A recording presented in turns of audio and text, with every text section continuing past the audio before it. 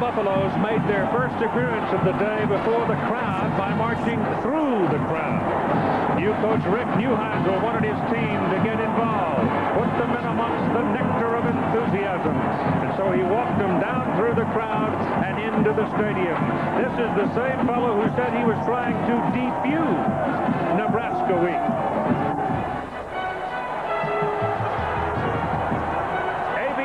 Sports College Football presents CFA football from the Big 8 Conference. The #2 Nebraska Cornhuskers and the #7 Colorado Buffaloes.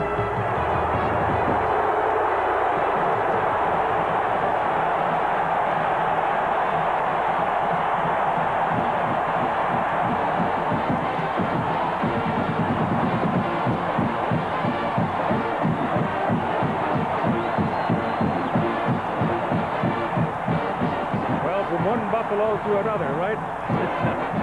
I'm sure most of you are aware of all of the travail that has followed the championship season at the University of Nebraska. But today, the Cornhuskers have come to Boulder, Colorado, and you've turned your television set on to see them play the Colorado Buffaloes.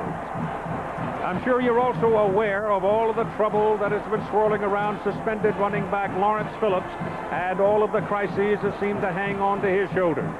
Well, he is not here today. He is not part of this story today. The game is the story, and it's a very meaningful game as we turn to Bob Greasy for some talk about the X's and O's that could bring us a real shootout. Well, two of the top offenses in the country, and they get there in different ways. Nebraska brings in the #1 rushing offense in the country. They run a lot of option, and Tommy Frazier, the quarterback, is playing as well as he ever has. On the other side, for Colorado, they do it through the air. John Hessler needs a big game for Colorado to have a chance. I don't know that I've ever seen Nebraska really outmanned, but I have seen times when you could outrun them. Well, and Colorado has the receivers to do that. They'll get the fast receivers. They've got a lot of them with a lot of talent. If they win today, it's because of their wide receivers' big plays. Spread them out, use all the field, and let it rip. Divide and conquer, that's their chance. There's a lot at stake in this ball game today. So it's Colorado and Nebraska ready to go down below. Lynn Swan will be along in a few minutes, but right now we want to join John Saunders. Thanks a lot, guys, and we'll be covering other regional action here on ABC Sports, including USC and Washington. Both teams unbeaten in the Pac-10. The winner will have the inside track on the Rose Bowl. In the SEC, Florida has a chance to move up to #2 in the nation if Nebraska loses to Colorado. We'll keep you up to date on all these games, and your kickoff is up next. Kansas up there, but Kansas is losing 27-7 to Kansas State this afternoon. Colorado could take a big step for their future in this game today, but they are facing Nebraska. The Huskers kick it off. It's Herschel Troutman at the 3. Outside to the 15, out of bounds, and there they will start. John Hessler will come in today, the youngster who had to come on as a sophomore in relief of Coy Detmer when Detmer went down with a knee injury. You can see his numbers, not bad, 9 touchdowns as a backup. The Chili starting lineup for the Colorado backs and receivers of these. The man that Rick Neuheisel said they would ride today, wide receiver Ray Caruth, one of the fastest in the stadium and in the country. Nebraska plays a lot of man-to-man coverage, so he should get a lot of opportunities. So here is Hessler stepping under center, and a good one, Stoltenberg. Hessler needs to have a big day. No backs remaining. Their throw on the first down, throw it down the middle, and he threw it right to Troutman, and Troutman is begging his case that the linebacker, Terrell Farley, was on his back, but no flag. The offensive front for Colorado is led by number 64, Brian Stoltenberg, 280-pounder. They run at about 285 across the front. It's a good offensive line. The middle in particular, the weakest points would be at the tackle position, mainly because of experience. It is second down and 10 from the 15-yard line for Colorado. One little option here, pitch it out to Troutman, gets to the 20, knocked out of bounds at the 21. by Terrell Farley, who last week in his first start was a holy terror, number 43. Defensively for the Buffaloes, you saw the down guys and for Nebraska, rather, and you see Tomich and Wistrom, they are good, but Farley is the man. He flies all over the place. He came out of junior college and is now starting. He has 2 interceptions for touchdowns this year and already has 2 punts that he blocked. Well, he is something to watch. Big plays, or follow him. But those 2 defensive ends are also something to watch. On 3rd down and 4, the pass is down the middle of the field. It is caught by Caruth, lost his footing and went down. I think he expected contact. When he didn't get any, he fell down. Well, let's take a look from behind the quarterback. Caruth from the right side. It's a big completion for Hessler, just a sophomore. They wanted to get the ball to their big play man, Ray Caruth. He just stumbled. He had a lot of running room in front of him. Yeah, he'd popped out of there with his speeds. He might have outrun everybody. Lyndon Henry comes into the backfield now for Colorado as they have the first down at the 37-yard line. Hessler again throws the ball with plenty of time intended for Pedersen McCarty. No flag, defending Terrell Farley. So Farley has already made 2 big plays in the ball game. The defensive backs, Mike Minter is the ringleader for the Cornhuskers in that secondary. Tony Veland is a former quarterback, very steady, but it's Minter, the man who flies all over the field. Here are the stories for the day this afternoon for Colorado. Their offense needs big plays from their wide receivers, and defensively hold that rushing attack for Nebraska under 250 yards. Again, no backs in the backfield as the Buffaloes spread them out, and Hessler on 2nd down and 10. Too much time. Have a flag. He burned the clock. So the play was a little late getting in. The alignment was late getting organized, and they used up the 25-second clock. Rick Neuheisel is calling the plays, and by now, Charlie McBride, the defensive coordinator for Nebraska, knows what Neuheisel wants to do, and that is spread them out and throw the football. And they're looking at 2nd down and 15 now here in the first quarter of play. Just getting underway at Folsom Field in Boulder, Colorado, on the campus of the university. Same setup with Troutman going up into a slot. Blitzer back. The blitz is on. The pass to Caruth. He's hit on the sidelines, but gets away and picks up about 7 yards on the play, but it's still going to be 3rd and long as he got away from Mike Minter, and then the defender hit him and knocked him forward. So put the ball just short of the 39-yard line, and it'll be 3rd down and 7. Kansas State beating Kansas 41-7. Nebraska beat Kansas State last week, and Kansas State now has turned on the Jayhawks and are whipping them for their first loss of the season. Hessler's pass thrown to Caruth. He had him coming across the middle. He had him available for at least a short gain. The ball was thrown hard, and he couldn't catch it. The idea was to throw quickly. Nebraska had 9 quarterback sacks last week against Kansas State. They have a good pass rush. Neuheisel wanted to throw quickly before the rush got there. Andy Mitchell is in the punt. He's had 4 blocked this year. Mike Pullman is deep to receive it for the Cornhuskers, along with number 4, Octavius McFarland, who is a DB. He's back there. Buffaloes have had problems with their punt protection. Again, I think they burned a good punt, too. That was a great one. That was a heck of a punt. Goes into the end zone, but the penalty flags got him before the ball was snapped. The referee today is Terry Turlington. He heads a Big 8 crew, obviously, since this is a conference game. There they are. Dead ball. Ball start on the offense. 4th down. So there is tension, don't you ever doubt it, in this ball game here in Boulder today. It means a lot to both teams. That was a 61-yard punt that was wasted. Damon Benning now has come on the field to join Mike Pullman in the punt return. Benning is a tailback. Nebraska has always been able to return the ball well, and Colorado has had 4 punts blocked in their first 7 games. Yeah, the special teams play for Colorado has been pretty ragged the last couple of weeks. Been shaky at best. Bobby Hogg scratching his head and working overtime on it. Ball's out of there again. It's a very high, but this time it's hanging and will not go as far, and takes a Nebraska bounce. It picked up 10 yards on that one bounce. So the Huskers have great field command for the Cornhuskers. There are his numbers that you can see in his career. You also add to that 31 rushing touchdowns. He's something in this offense. And the starting lineup, backs and receivers for Chili's. You've got Amon Green. Get used to the name, folks. He's only a freshman. And he is terrific. And he's going to be around a good long time. First down for Nebraska. The ball is at the 43 after the short punt. And here goes Frazier down the line, delivers the ball to Green. Green's on the corner, going down the sidelines. He's on his way. He's got a touchdown. 57 yards.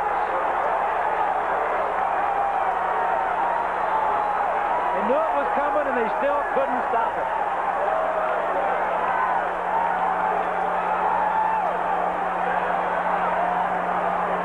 From behind, watch this man right here. That's Black. He's the rover back that was instilled by A.J. Kristoff. He was going to make the tackles from the inside out. He gets hung up on the way with all the trash. The wide receiver, Holbein, number 5, blocks the wide receiver. As advertised, option for a touchdown. They used 10 seconds for the play. 13 minutes and 13 seconds to play in the first quarter. Olson Field is quiet. The Buffaloes are stunned, and the Cornhuskers lead 7-0.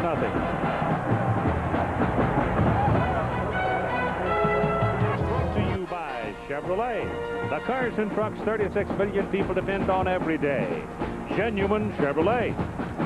Bud Ice and 96-calorie Bud Ice Light, chilled below freezing for a taste that's smooth to the extreme. Hewlett-Packard printers that work almost as hard as you do.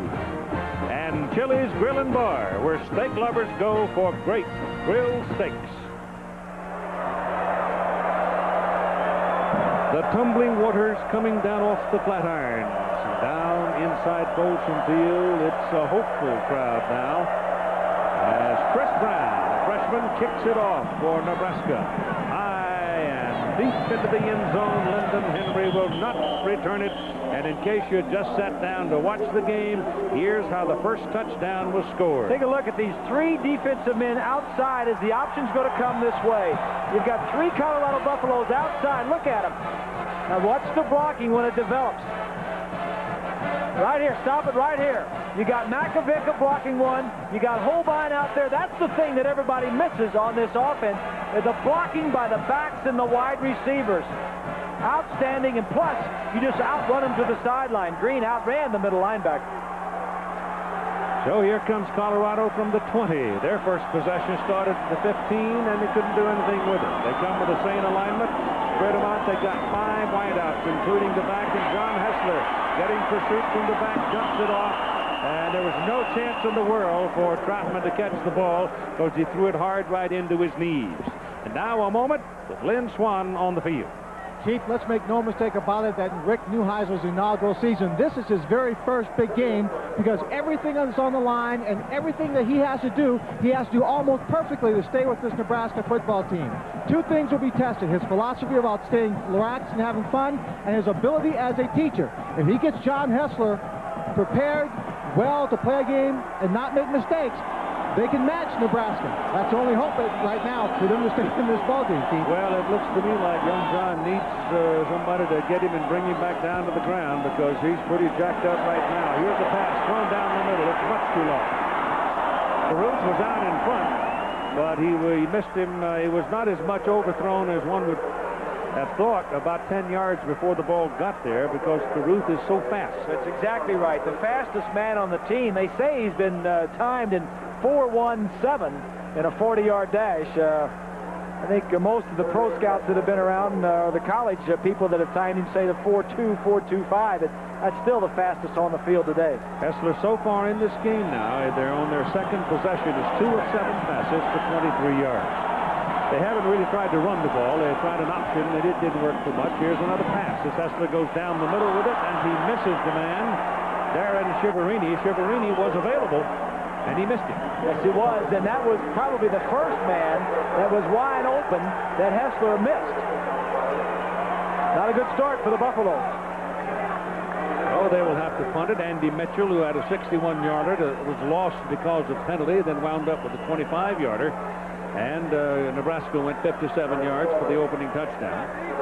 Number 12 is Mike Coleman, who came over from Rutgers, and Damon Binning is the tailback. I'm sure you've heard that name before. One of the 4 tailbacks out of Omaha. If they let it hit the ground, it ought to go the other way, and it does. It was a tail dragger, and those things can sometimes roll a long way when they're on the turf. And this one will stop at about the 27-28-yard line. Tonight on ABC, spend Halloween at the Great Party on the Jeff Foxworthy Show, followed by Maybe This Time in Bette Midler and Sarah Jessica Parker, star in the network premiere of Hocus Pocus. That's all new all tonight on ABC. So the ball sits right in between the 27-28-yard line hash marks, Nebraska's second possession. They come out for the same unit, except they've got Bedroll now out there at a wideout position, number 25. He's another one of those wingbacks or wideouts that can really block you. They just cuts you down. Here goes Frazier down the line on the option, same play they scored on. This time they get Green after 5 yards as Ryan Black. They come out with a nickel-back defense here, and Ryan Black finally made the tackle. Similar play that they ran the first play of the game. The offensive front for the Nebraska Cornhuskers is anchored by number 54, Aaron Graham. That ball, let me tell you this about this big guy, and they've got 300-pounders up there. But this is a year of a lot of good centers around the country. But this fellow is almost in a class by himself. He's up there right with the best. On second down, here comes Green, and taken down at the 36-yard line by Donnell Liamidi. So if we have Nebraska punting today, I'll give you the stat on Graham because it's remarkable. The defensive alignment for Colorado is led by that middle linebacker, Matt Russell. He is one of those flyers. He goes all over the field. He's just a record. And if he looks like a clown, it's because he is the comedian. He's the team comedian, keeps everybody loose. Kerry Hicks playing a little dinged up in the down group, the front 4. But they need some big effort from that middle group, the down group, to handle this Nebraska offense. It is 3rd down and 2.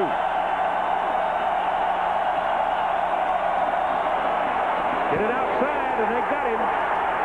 Number 59 went through there and got him. Greg Jones, the junior from Denver. And so that gets a roar from the home crowd.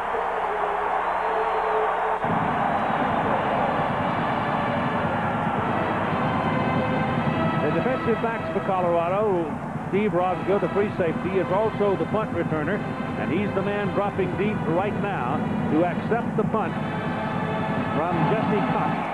Aaron Graham is the center on all the snaps. He gets the ball back to the punter, 0.7.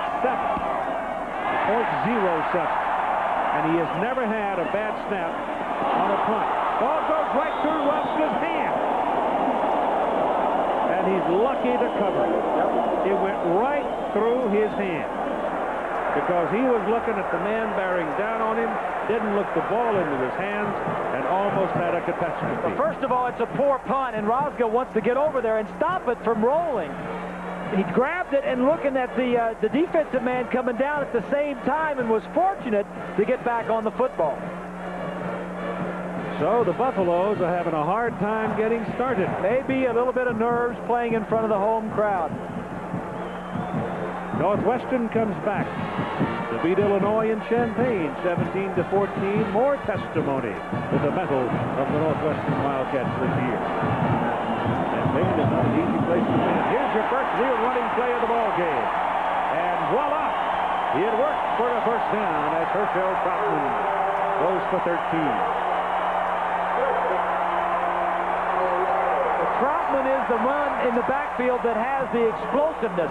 He's not big, only 5'7", but he, along with those wide receivers, have big play written all over him.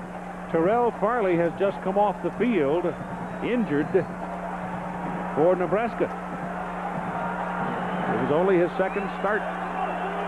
So move the ball to the 28-yard line for the Buffaloes. They've got a first down, and Hessler throwing again down the middle. He goes with it. Pass is caught from a little bit behind the receiver, Caruth, but it's another first down for Colorado. Now all of a sudden here is a buoyancy that we have not seen before. Here's what Colorado wants to do. There's one receiver, 2, 3, 4. Now watch as the receiver is just going to break to the inside. You spread them out across the field, take short drops, and throw quickly before the defense gets there. It's a nice job of the receiver helping Hessler out. That ball was thrown behind him. Lyndon Herring at the backfield, first down at the 43 for the Buffaloes. Henry's got the ball. Big strong fellow turns it inside, picks up about 4 yards. And right now we're off to New York with John Saunders. Thanks a lot, Keith. As you know, Nebraska needs that victory because Florida is hot on their heels in the polls. They're facing Georgia today. That's Danny Werfel, 14 yards to Ike Hilliard, then 2 yards to Chris Doering. Just like that, 14-0, the Gators on top. Keith. They can really hit you, can't they? Oh, yes. Yes, yes. Poor old Ray Goff. He just had all the wheels knocked off his wagon, though, when he lost Edwards. He lost Injuries are everywhere. Yeah. Hessler back, pressure coming, pass away, good to Troutman, takes one, got a first down, takes another, still going. Fine run by Troutman, short pass, big run, 32-yard line of Nebraska, first down, Colorado.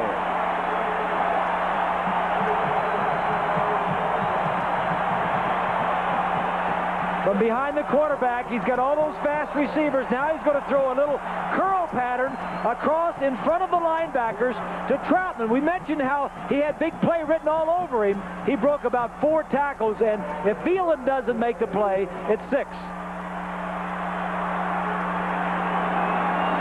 Go down to Buffaloes, who had this possession start after Rosca's fumble at their own 15 and moved it down to the Nebraska 31.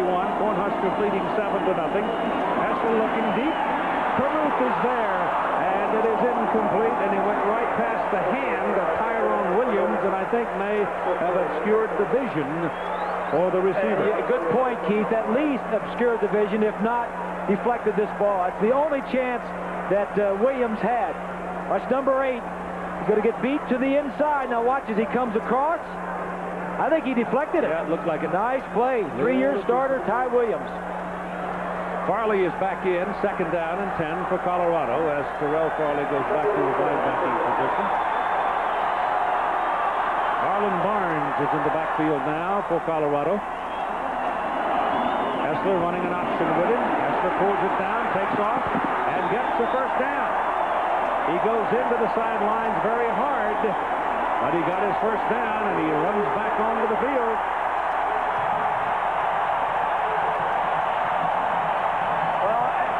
You all know that Hessler is playing for Coy Detmer, who is out for the year with a knee injury. And one of the things that Hessler does a lot better than Coy does is run the football and run the option.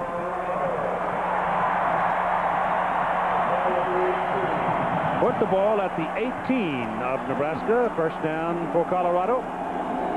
8:20 to go in the first quarter. Nebraska leading 7-0. Hessler back. Lofted to the corner of the end zone. Savoy, touchdown. Beautiful pass.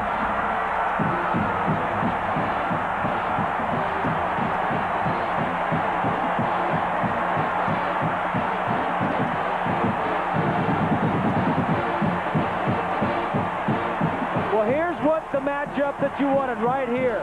You got one-on-one, and you're just going to run a fade. Everybody else is out of the ball game. You got your best receivers out against their defensive backs, Savoy, the leading receiver coming into the ball game. That's his 4th touchdown reception on the year. Neil Voskitcherin for the extra point. It's good. Well, the Colorado Buffaloes absorbed the shock. Nebraska scored on the very first play of the game. They have come back now to tie. And it's 7-7 with 8. Another Buffalo. Just what you need on the University of Colorado campus. There it is, an absolutely magnificent rendering. Outside Bolson Field in front of the field house. Big crowd came for that unveiling yesterday. Jason Leslie, the transfer from UCLA, will kick it off for Colorado. It'll be Damon Benning and You hear me now? Two tailbacks. Waiting to receive it.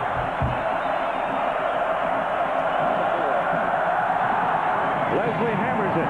Not much wind. It's going to go way back into the end zone, and Childs will not return it.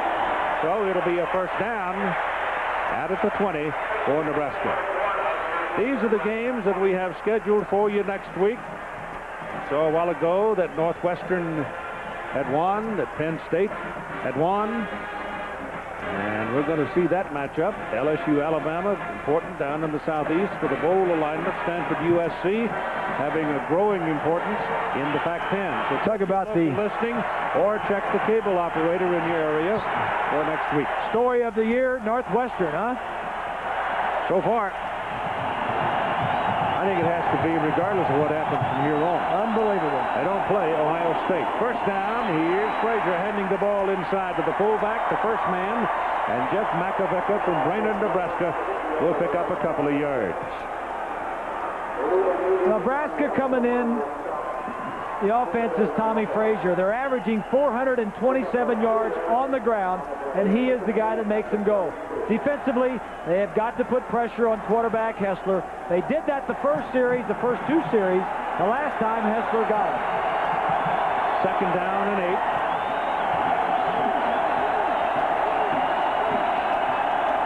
Frazier changing the play. Rolls it out. Looks to throw. Lets it go, and it is incomplete. The pass intended for Brendan Holbein. Buffalo defense gave Holbein no room at all on the sideline. He could not come back to the ball. These Nebraska wide receivers, Keith, and I'm talking about Ball and Holbein and Clester Johnson and Vedral. They're not wide receivers like the wide receivers of Colorado. They are more blocking backs and running backs playing those positions. They are great blockers because of their system. A lot of moving around before the snap. On third down and 8, Frazier drops it underneath. The pass is completed to Vedral, and Vedral crosses midfield and steps out of bounds just before he got there.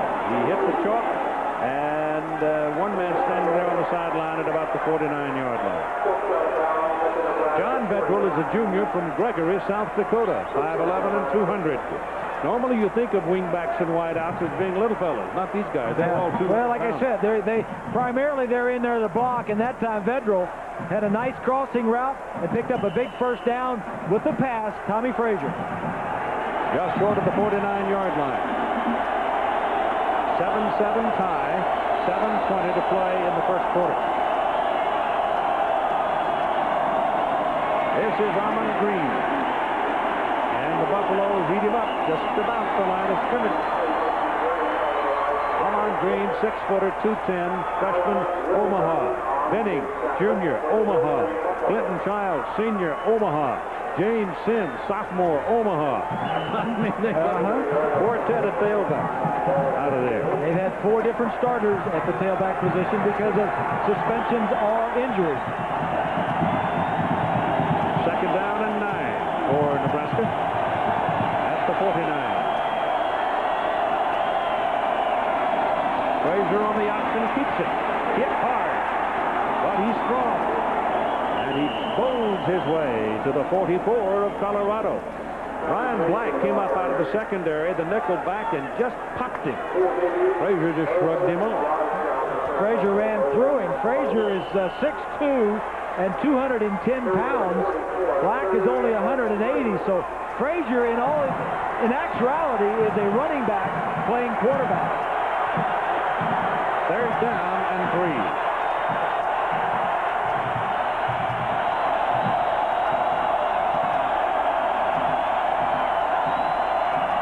This is Green, close to the first down, but I don't think he's got it. The ball popped out of the stack. They're calling it down. Calling him down. All that running is for naught. But I'm not at all sure that he picked up his first down. Tommy Frazier wasn't going to trust the officials' signal. He ran after him anyway and tried to tackle him.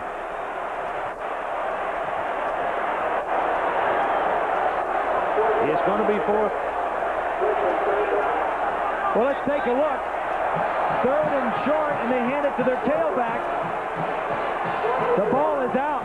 The ball is out, clearly out, before he hit the ground. Well, the Huskers got lucky. Yep, that's a call that went Nebraska's way. 4th and 1. Green is the single back. You see Frazier probably get in Green's, Aaron Graham's hip pocket. That's what he does, and I don't know if he made it. I don't think he made it. Matt Russell among those that helped turn him back, and Greg Jones.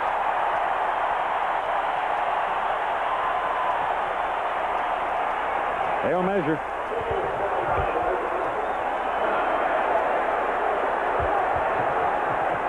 I think they had to be across the 42 to get it. They had to be over the 42. I think they're short by about a half a yard. Bobby? They didn't make it.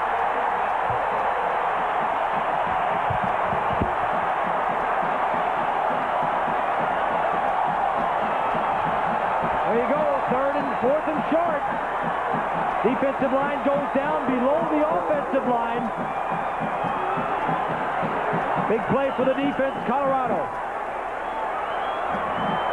So the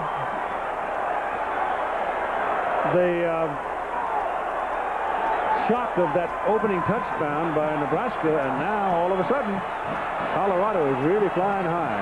They come back to score, and now the defense has stopped Nebraska in the middle of the field. They had a touchdown, Keith. They almost had the touchdown. Yep. On the 42, Hessler sets up and throws short. He had Ray Caruth and missed him. Now here's some news from John Saunders. Listen.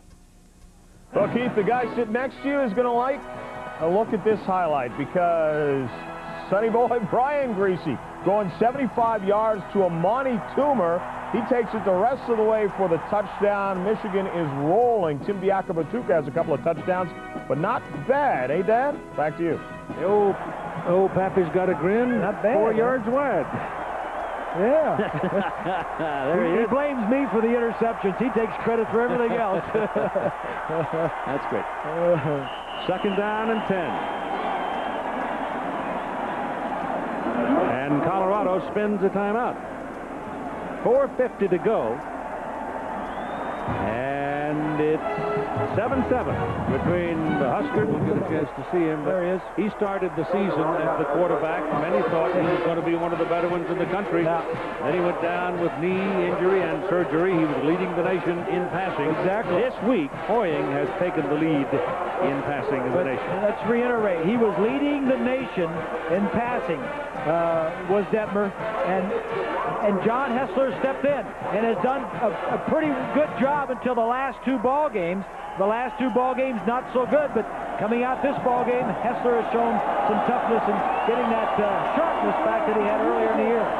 Herschel Troutman lines up at tailback now. Buffaloes take over after holding him on defense. 2nd down and 10 in the first quarter. Throws an interception. Threw the ball right to Terrell Farley. And Farley is on his way. He's finally knocked out of bounds at the 14-yard line of Colorado. So Hessler puts no air under the ball, and Terrell Farley, who has become a very dramatic personality on the defensive side of the ball. Trying to get the ball on a curl right here, but watch Farley right here. He's just going to drop back and pick it off. Obviously, he does not pick up Farley. He wouldn't have thrown this ball. Farley has 2 interceptions already on the year. Both of them he ran back for touchdowns. We mentioned he had blocked 2 punts. He is a big play linebacker right here.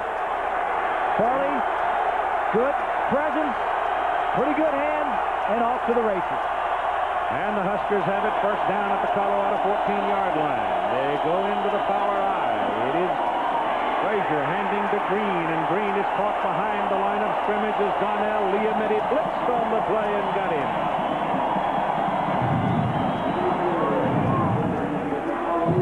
Let's go back and take a look. A key play a little earlier, that fumble by Green on 3rd down. The ball that's going to come out. It's out. From another angle, we knew it was out. And here is the corner, Wilkins, number 20. He picks this ball up and runs it in for a touchdown. That was disallowed by the officials. They called him down. 2nd down and 12 as the ball comes back outside the 16. Frazier sets up, little shovel pass to Green. Green inside the 10 and taken down at the 7-yard line by Alan Wilbon. Oh, that little shovel play that moves him down the field for about... That's exactly what it is, Keith. It is a shovel pass, but really it's a option in reverse. Yep. The quarterback is deeper. They are optioning off the end, and he's just pitching the ball forward. Last week, 2 touchdowns that way on shovel passes against Kansas State. 3rd down and a long 3. Ball at the 7 of Colorado following the interception. Frazier is in there for the first down, but not the touchdown. They're going to be about the 2, maybe inside the 2-yard line. At the conclusion of the game, we'll pick a genuine Chevrolet most valuable player from each team. To date, Chevrolet contributing almost $5.5 million to the scholarship funds of the colleges and universities of the country. So here's Nebraska threatening to untie it at 7 with 3 minutes to play in the first quarter. Checking off at the line of scrimmage. Frazier gives it to Green. Touchdown.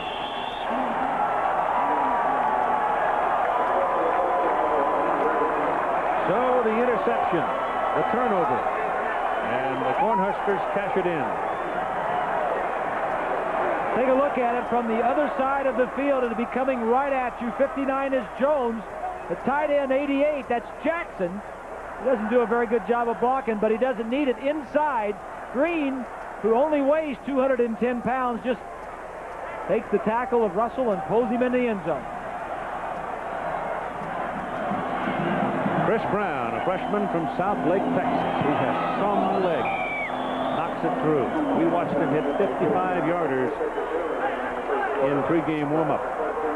This football game has determined the Big 8 Conference Championship over the last 8 years, and it looks like it's going to do it again this year. With 2:52 to play in the first quarter, it's 14-7 Nebraska. But if there's one thing that Nebraska and Tom Osborne's offense doesn't need, and that is help and good field position. That time on that drive, they started from the 13-yard line after the interception by Farley. The Huskers come into this ball game with a 20-game win streak.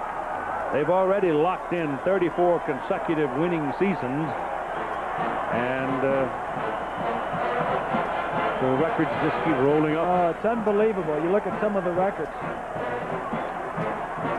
206 straight sellouts at home. They're a pretty good road team, Keith. One of the best in the nation at winning on the road. In fact, their road record the last 6 years is 22-4-1. Troutman, you saw him there, number 5, waiting, along with Lyndon Henry, 2 tailbacks. Chris Brown will kick it off.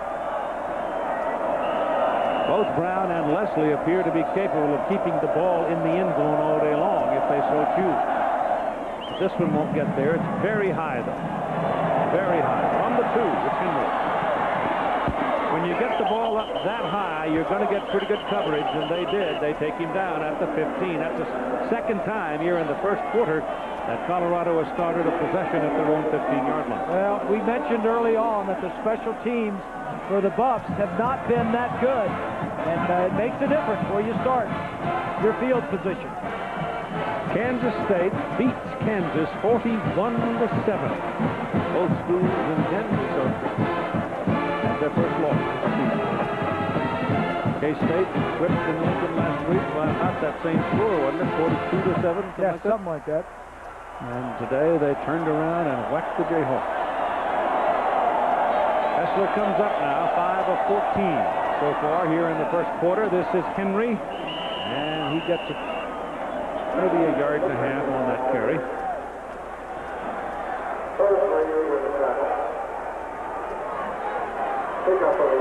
Jimmy, he's Kenny Rogers. How about that? Kenny, in his shirt sleeves, will tell you how warm and comfortable it is if you don't get in the wind. Be sitting there where he is, a little balcony outside of Rick Neuheisel's office. Yeah. Very cozy and warm. Beautiful morning. Hessler back, quick pass again, and it's badly thrown behind Lyndon Henry. The idea there is to get the ball to your halfback, who is out lined up as a wide receiver, on a linebacker, and let him catch it and run. Just missed it. You got to know when to hold him and when to fold. Oh, when to fold. Not bad, Reese. Can you pick two? No, I can't. Third down and 9.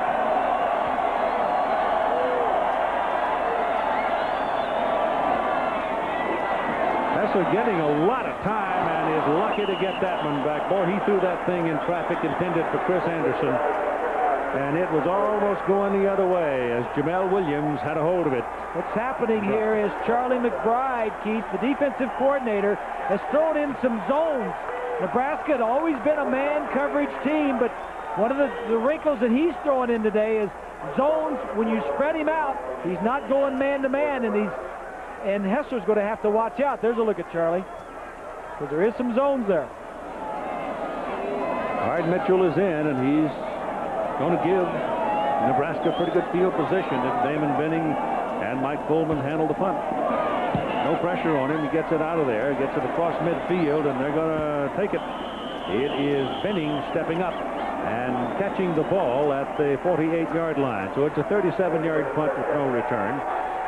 We had an old friend of ours who's been with us a long, long time, Jerry Reuter, who is normally our crew telco manager, had a little stroke last week. Jerry is in an Iowa hospital in Iowa City, University Hospital, and recuperating and resting, and we wish him the very best, he and his family. Is that the only picture we had of Jerry? I mean, have you eaten something? Eating donuts, chocolate-covered donuts. That's right. One of his favorite things to do. Runs a lot, healthy guy. All right, it's Benning and Makovica lined up this time behind Frazier in that power eye set. And Frazier still got it, looks down the middle of the field, he goes to the side, and the pass is completed to number 33, Lester Johnson, and Johnson canters on in for a touchdown. Lester Johnson, 210-pound senior from Bellevue, just went up and took the ball away.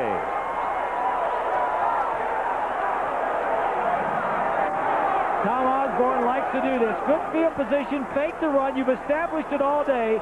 Tommy Frazier comes back and throws this ball a little short, but Johnson goes up and makes that's only his 13th catch of the year and his second for a touchdown. And Chris Brown will kick out of John Vedrill's hole. Aaron Graham snap. And the kick is good. And it's 21-7, Nebraska. And it's quiet in Boulder. Well, this certainly quieted down the crowd, Keith. Here's another look at it. When you have a play action, your running game has to be working, and it is. Then you can go to your pass, and first down is a great down for passing. Tom Osborne calling the plays. That is the 6th one-play scoring drive this year for Nebraska.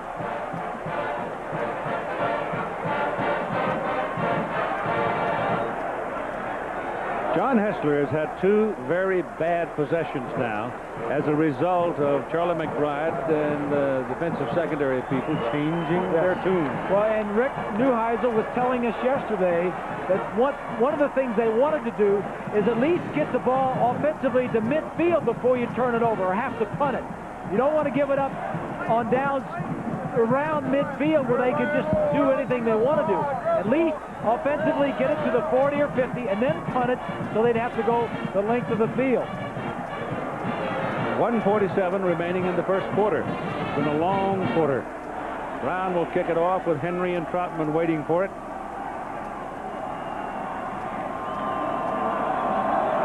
There have been 11 possessions with this one in the last 13 minutes of the first quarter.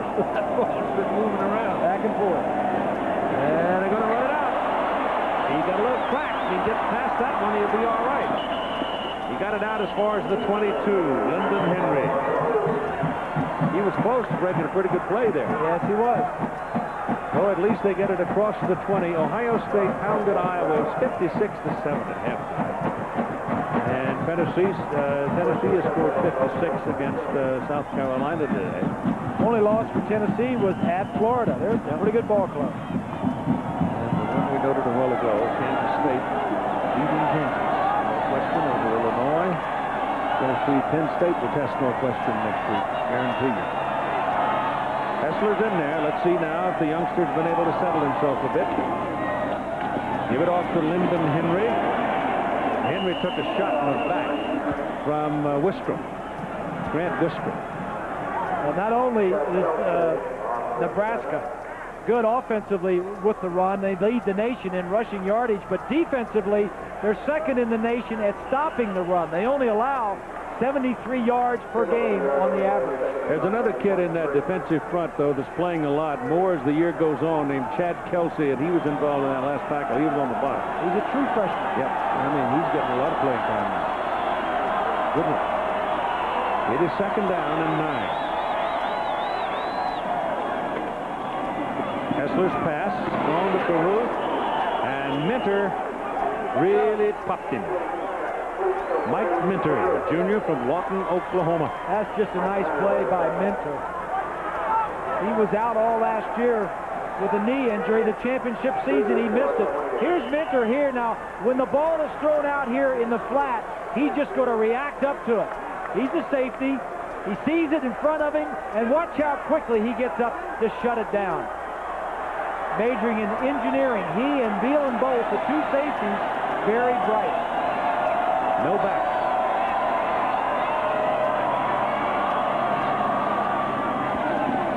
Pressure coming, passes away. Back caught on the ricochet by Herschel Troutman, and he picks up a first down. The pass intended for number 41 McCarty, and it bounced into the hands of Troutman. So the Buffaloes get a little break there. For sure, Keith, because another interception inside the 40-yard line would have been tough. Linebackers are going to drop straight back, and that usually tells you zone. So you got to be careful. And just a little bit of fortune there for the Buffs. 37-yard line as we start the second quarter with Nebraska leading 21-7. And it is Herschel Troutman turning back into the middle. The Peters brothers, Christian and Jason, are out of there right now.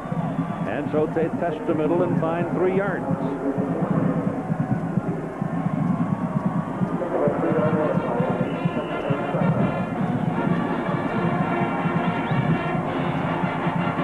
As you look at the numbers, the first quarter, 165 total yards for Nebraska. Pretty good balance. Third down conversions are pretty good. The one turnover for Colorado turned into 7 points for Nebraska. Second down, short 7. Troutman pops it over the left side. Gets on the Nebraska side of the field, inside the Cornhusker 47. So a good tough run by Troutman. And some pretty good blocking on that side from Smith and Irwin. We were talking about Brian Stoltenberg, the center for Colorado. He has the athletic ability and the strength and the speed. He can snap that ball, pull out, and lead a play. Yes, he can, and that's the mark of a good center, Keith, when he has the strength and quickness to snap it, your hands between your legs, and then get out of there. After that run, the Peters brothers are back in the ball game, Christian and Jason, and back goes Hessler, looking to throw it downfield. That is thrown out of town as far as his own man at Caruth is concerned.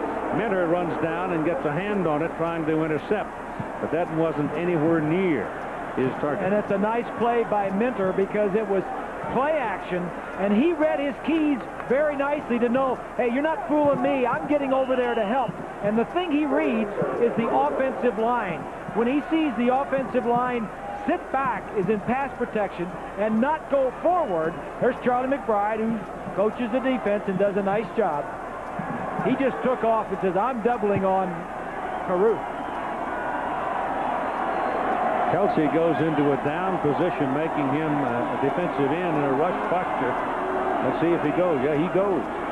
And the pass is away and thrown behind Troutman by Hessler. So Hessler looks every once in a while like he's laboring, like the ball's heavy. It's getting there late, and it's trailing his target. Well, that time it was the running back playing a wide receiver position who just didn't get to the open area. You see, the Washington Huskies have gone out to a 10-0 lead over Southern California. The Trojans were shocked last week in South Bend, and apparently that shock still got a grip on them. They're playing in Seattle. If it's raining, they got a problem. 3rd down and 10. It's a tough place to play up there, Pete. Yep. As you know. Yep. Timeout. Hessler called it. 13:41 to play in the first half. Colorado sky today. Tomorrow? Who knows? Last time we were here, the day we arrived, they had 11 inches of snow. This trip was very pleasant, except the winds were blowing Wednesday night over 100 miles an hour at Estes Park. I'll take this weather any day when we come out here in October. 3rd down and 10. The ball is at the 47 of Nebraska.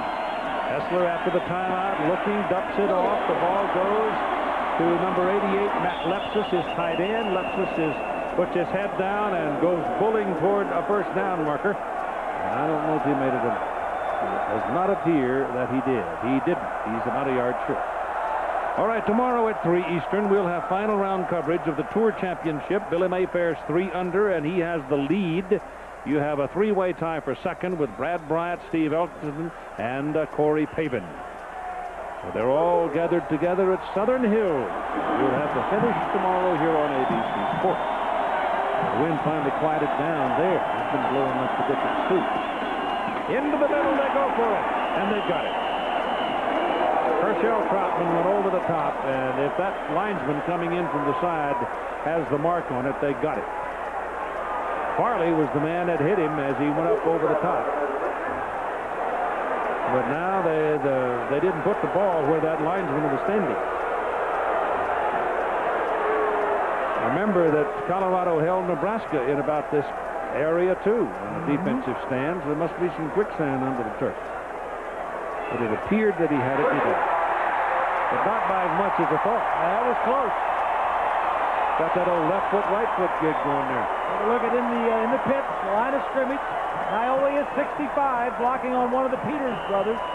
63 is Irwin coming around, and that's just good defensive back play. I guess that's the defensive backs coming up. That's Farley, 43. Good play. Irwin, Nioli, Stoltenberg, the inside of that offensive line. Not much room in there with Christian and Jason Peters. That's a good battle all day long, Pete. Two brothers. Here's a hole on the right side for Troutman. And he came very close to putting that one away. Tyrone Williams finally wrestled him down. But that is a first down run by Herschel Troutman. Take a look from behind the defense. Coleman's 46. Watch Phelan, number 9, is going to miss the tackle right here. That's a nice play by Troutman. Minter's not going to miss. He comes up, slows him up till his friends get there, Williams and the rest. You know, I sort of have the feeling that Colorado may have underestimated their ability to run the football. Well, I think they're going back to it right now. This is the 11th play on first down. Give it to Troutman again. Turns it back into traffic. That time the flow got him. It was Jason Peter, the sophomore brother. They come out of Locust, New Jersey. Christian, the senior, weighs 300 pounds at 6'3". Jason, the sophomore, is 6'4" and 285. Yeah, they took a survey last week or a couple of weeks ago, team survey, and they said Christian Peter, the thing about him is he is not the guy you want to be behind if you're going through the food line. If you're going to get food, Christian Peter is not the guy to be behind. 300 pounds. Nothing left. Well, he's going to take everything that's good. 21-7, Nebraska is leading. Colorado trying to pop through there and get another one. Hessler back to throw. He's got Savoy. Now it's too late for that one. And they'll take him down at the 22. Phil Savoy on a post was available for a moment. He didn't see him, and in a flash it was too late. Well, you're right, Keith. Again, mixing the coverages in the secondary. Hessler, I'm sure, was expecting a lot of man coverage. That's what Nebraska plays 85% of the time. Today, they're mixing that up about half and half, so he's just going to have to pick and choose and be careful when he throws the ball in the secondary that he sees the whole defense. The tight ends have not been obvious at all for Colorado so far in the game. That left us to caught one pass. McCarty missed one. There he comes. Quickly away down the middle. It is Chris Anderson to the 6-yard line and a first and goal. Almost got in there.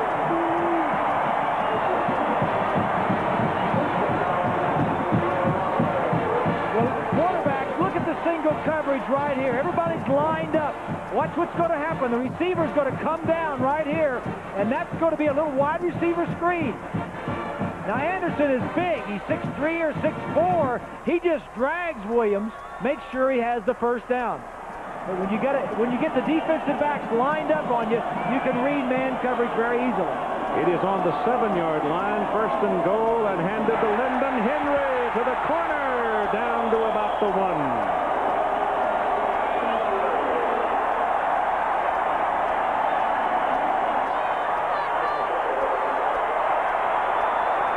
Tony Veland and Michael Booker kept him out of the end zone.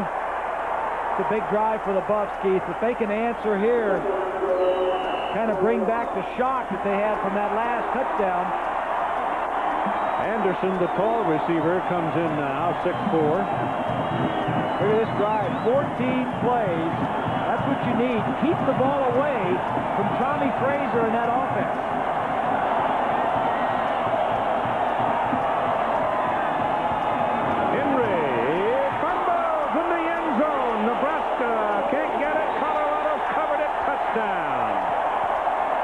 Keith Irwin was the big guy in pursuit of it, and he got it.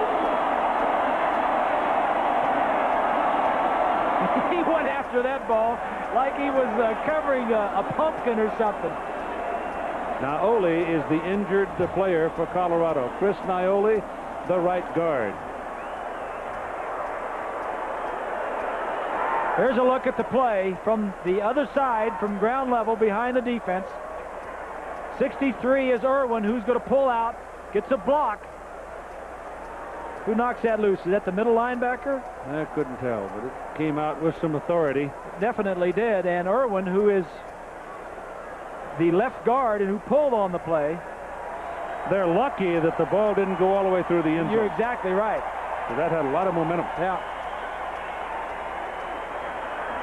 And that thing could have gone right through the end zone and been wasted. Heath Irwin is the nephew of Hale Irwin, who Hale Irwin, the golfer who was an All-American here at Colorado, the same secondary with Dick Anderson, a former teammate of mine. So the Buffaloes get on the scoreboard at 9:34 to go in the second quarter. And now they'll try to, Skitcherman will try to make it a 7-point game. Tom says, well, we'll just go down and score some more points. We're averaging 54 points. Averaging 54 points a game, so we'll get some more. It was Ryan Terwilliger that knocked it out of there and caused the fumble. And the kick is up and the kick is good. So it's 21-14 Nebraska with 9:34 to go in the first half. And here's a replay showing the fumble. Here comes Terwilliger, right there. But the toughest matchup, Tommy Frazier was on the sideline. But Brooke Behringer backing up quarterback Horace Schlesinger on a touchdown run here. Tight ends had a huge day, and the Huskers won big, 24-7. Take a look at that last touchdown. Watch from behind the defense. Terwilliger, 91, puts his arm right on the football. That's just good defense. Not often that an offensive lineman gets an opportunity like this. Look at Irvins. I don't want to knock it out of the end zone. I just want to cover that baby. Come on here, honey. Hessler was over there, too. He mentioned that his uncle, Hale Irwin, played here. His father also was an outstanding player. He played linebacker for Colorado. Jared Tomich, incidentally, defensive end for Nebraska, has gone to the clubhouse with an injured back. High kick, carrying deep into the end zone. Childs will take it and put it down. Speaking of Hale Irwin and golf and all this other stuff, the Tour Championship. Oh, you sandbagger. This is not a card from the Tour Championship, but rather my partner. You He shot me. Finally, he had a birthday recently, and he shot 67. Shot his age last Monday. Thank goodness we don't have to listen to all this crying and moaning and groaning. He finally shot his age. We're going to send you out on the tour, partner. I'm going to retire. I'll never win another game. Yeah, you'd be leading the tournament. You've been playing in I should have known better than to trust one. I should have known better than to trust Lynch one. Yeah. And we don't know. You may be lying about your age, too. I am, as a matter of fact. Yeah, I know. On first down from the 20, Brian Schuster, who is a junior from Fullerton. Didn't get much on it. Got a yard. As Hessler on the left, Neuheisel on the right. Rick, of course, a quarterback at UCLA, an MVP in the Rose Bowl. Played with the San Antonio Gunslingers. He did. Second down and 9. Vedril's the man in motion. Frazier goes the other way with it, pulls up and lets it go to the tight end. Down the middle of the field, Mark Gilman. And it's first down at the 47-yard line. Well, the big old boys just hunker down and roll them out in the mud and blood, and once in a while they get a little piece of glory like this. Tom Osborne loves to throw the ball to his tight ends. This time he's going to hit the tight end down the middle. Watch as the play action is going to go to the top of the screen. Stop it right here. Here's your two tight ends right there going down the field. Tommy Frazier picks out the one down the middle. Underthrew him a little bit, but still a big completion. And on first down, they give the ball to Benning. And at tailback, Damon Benning is a 205-pound junior out of Omaha. Last year's game, Keith, the Nebraska killed Colorado throwing to their tight ends. In fact, 9 of the 12 completions that they had last year were to tight ends. Amon Green scored on his very first carry from 57 yards for the 7-0 lead, first play of the game. His last 7 carries, though, has been pretty quiet. He's gained 6 yards. So we're getting all the tailbacks into the game now. Benning settles down on second down and 8. You don't see Nebraska with this formation very often, but play clock's getting pretty thin, and it expires. They have to spend the timeout.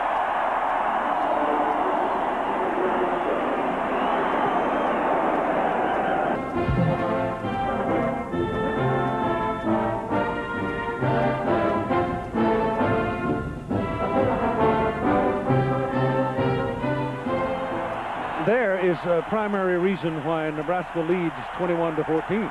They've had 19 plays in this game, and they are averaging 10.2 yards per play.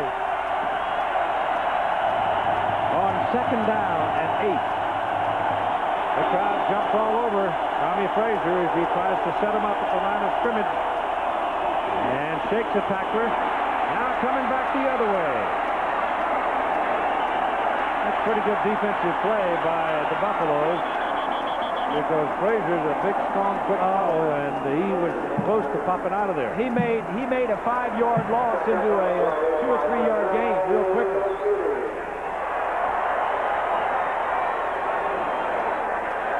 He puts the ball at the 47-yard line of Colorado.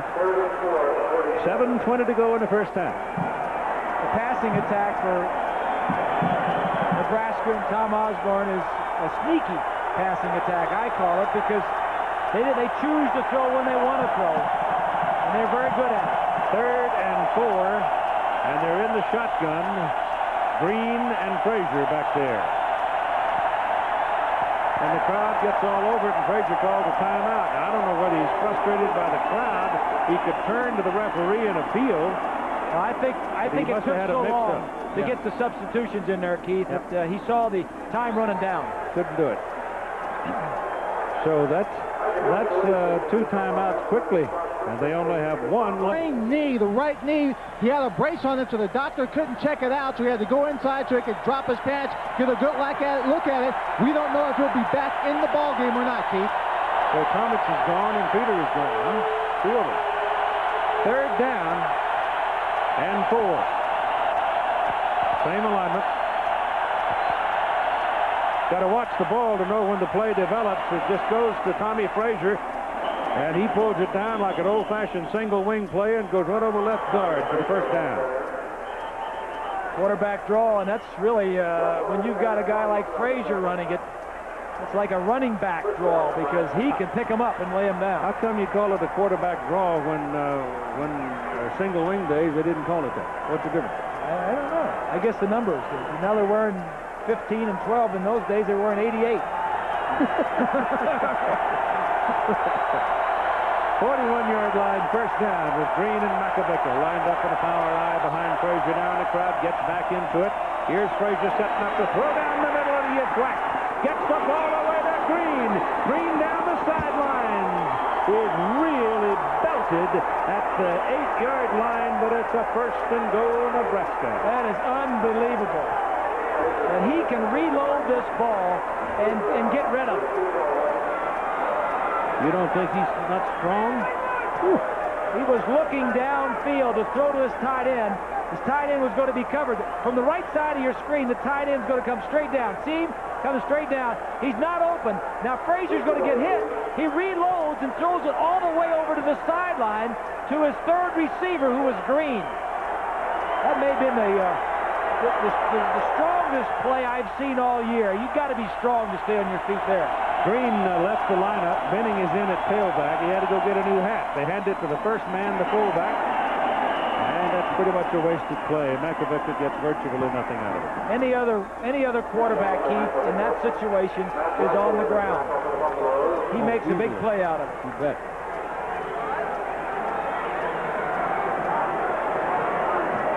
Well, Boston College hasn't surrendered, have they? That's at halftime. Tommy Frazier is 5 of 6, 149 yards, and 1 TD. He is the leading passer, efficiency-wise, in the Big 8 Conference, but he doesn't have enough to qualify in the national ranking. Reggie Ball is the man up at the top of the picture. He might get a call here. And penalty flag. They're going to Ball. He's wide open, and he missed him. The fullback moved a little bit early anyway, Keith.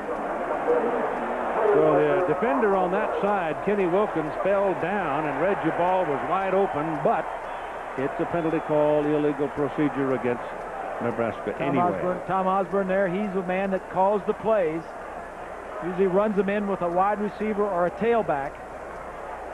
He's an old quarterback that is really a sly fox. We saw a sly fox, a great fox, last week in Hayden Fry. This one here can call plays with the best of them. Look at him, like an old quarterback back in Hastings. There's the new version.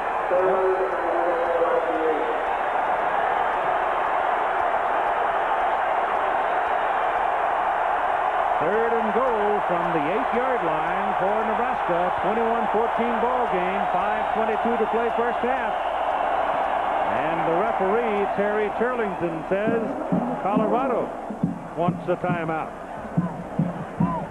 So let's spend a moment during this timeout with John Saunders about what's coming up at halftime. Coming up at halftime on the Prudential Halftime Report, we'll have all the day's scores and highlights, including another look at Northwestern, the surprise team of the year, and a winner again today. We filed a few coming up at halftimes on each other there, didn't we?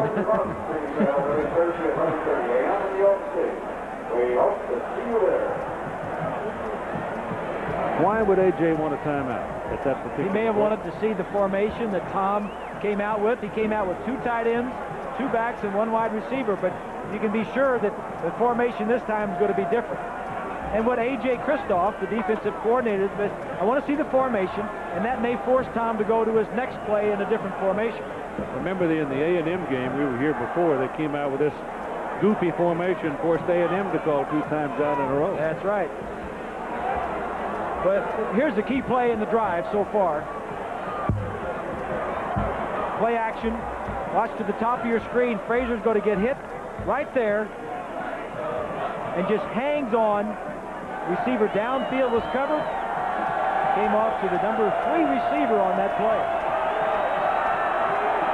Here's Andy. A.J. Man from Idaho. Call him Captain Blitz. He likes to be aggressive, likes to blitz, and it's the defensive players like that style. 3rd and goal from the 8 now. Watch the tight end. Green is back in. He becomes a wide receiver. Frazier to throw it. Fires it, intended for Green, and it is incomplete. And it'll be 4th down and goal. And that should get your kicking team on the field.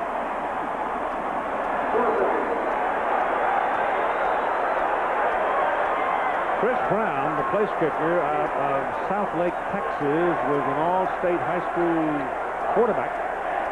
Carroll High School. He's only 18 years old. But he's got some leg. This will be a 25-yard field goal try. Ron Bedwell holds it. Aaron Graham snaps it. Watch this snap. Boom, boom, so quick and crisp. And it popped right down the highway. And so Nebraska's lead goes to 10 at 24-14, 5:15 to play first half. Now then, if the Buffaloes can answer, it mean a lot to them when they go to the clubhouse. Well, we mentioned both teams at the top had outstanding offenses. Nebraska came in averaging 54 points a game, and the Buffs averaged 42 points. So they're used to scoring a lot of points.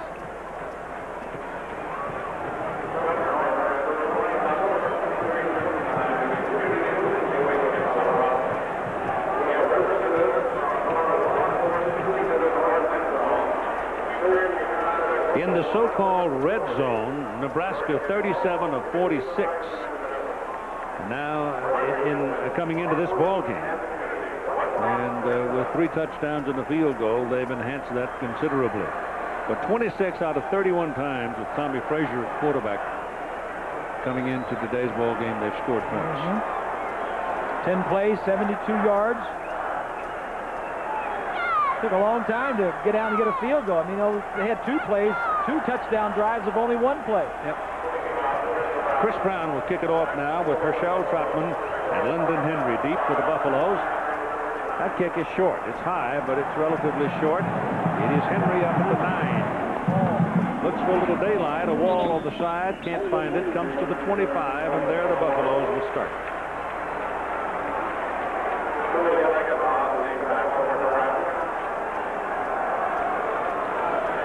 Essler's been shaky the last 2 or 3 possessions. Last 3 possessions.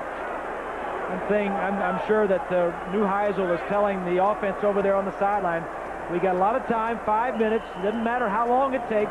We just need some points on the board. 3 are due. We'd like to have 7. Hessler is 9 of 12, Keith, 115 yards. On the last possession now, they ran the ball. 9 of 22. Ran the ball very well. Naoli is not on the field. They're going to go for the run with Henry, and Lyndon Henry was going to get about 4 yards on the carry. So Chris Naoli is not on the field, and Swanee can tell us why. Yeah, Keith, he's walking off the field right now. He sprained his right ankle. It's an ankle that's been giving him a problem throughout the year.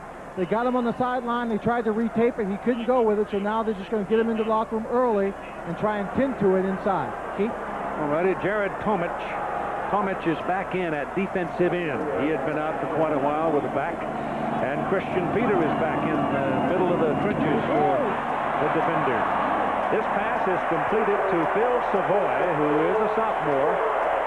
And he picks up a first down. And that was a good, crisp, bang-bang play, the kind that the Colorado coaches were talking about all day, all week. And against a zone coverage where now they're reacting a little bit better to it. Savoy stopping, getting in an open gap, and staying there.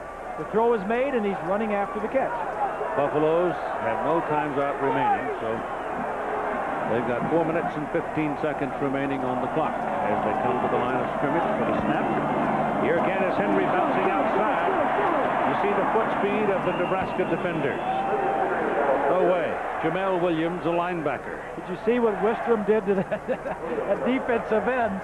That was like a draw trap, and Wistrom, the defensive end, just stuffed that guard when he came over there. Grant Wistrom, a sophomore, 240-pounder from Webb City, lanky fellow, still growing probably. That's the guard from the right side. Going to come over right there, and he is stuffed. That's Wistrom. He says, I've seen this before, and it ain't coming this way. Second down and 8. Hessler's got Caruth, but doesn't see him and throws it away.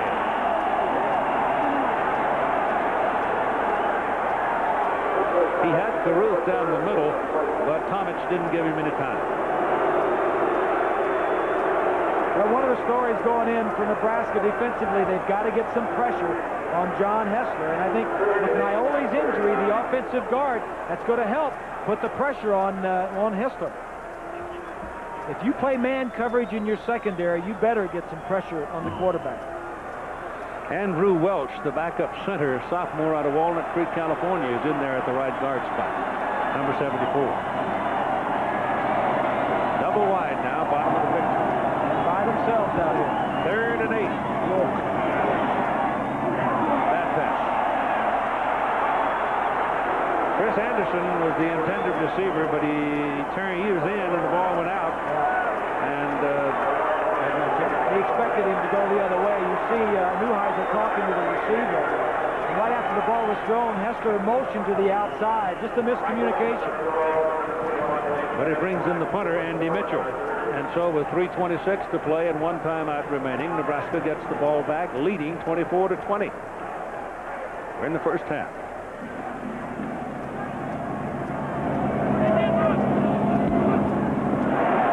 High spinning kick, spinning under it.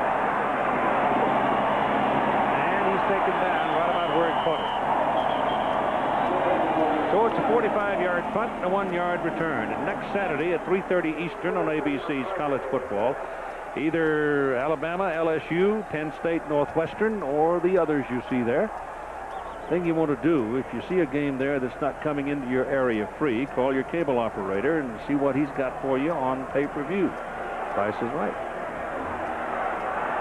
2:30 Central Time. Amon Green lines up in the backfield.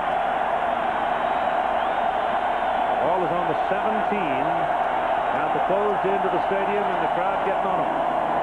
Give it to Green. Bouncing outside and finally hit from behind and taken down. And the man that got him was number 95, Darrell Price.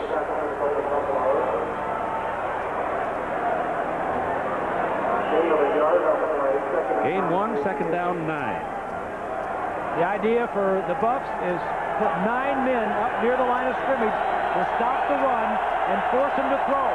And they've thrown some and been successful, but you got to stop the run against Nebraska first and foremost. That pass is completed to Reggie Ball and very close to a first down. Kind of an interesting defensive alignment there for a moment. There was a hole in the middle of the defense, and Matt Russell stepped up and went down into 3-point. Yes. The middle linebacker. Matt Russell, we mentioned he was the comedian, the clown. He's the leading tackler this year. He had an interception for a touchdown last week that really helped. They were struggling in Iowa State. His interception in the second half really helped breeze the way for them to win in the fourth quarter. 3rd and a short yard. got it. Tailback Green to the 30-yard line where he's ridden down. Nebraska's offensive front, Chris Dishman is 310, Aaron Taylor 305, Eric Anderson 300. The runt of the bunch is Aaron Graham, the center, at 275, and Steve Ott, the right guard, at 290. And not one of them is over 6'4", Keith, and a couple of them are 6'1", so they're squatty bodies, but they've got good feet, and that's the key.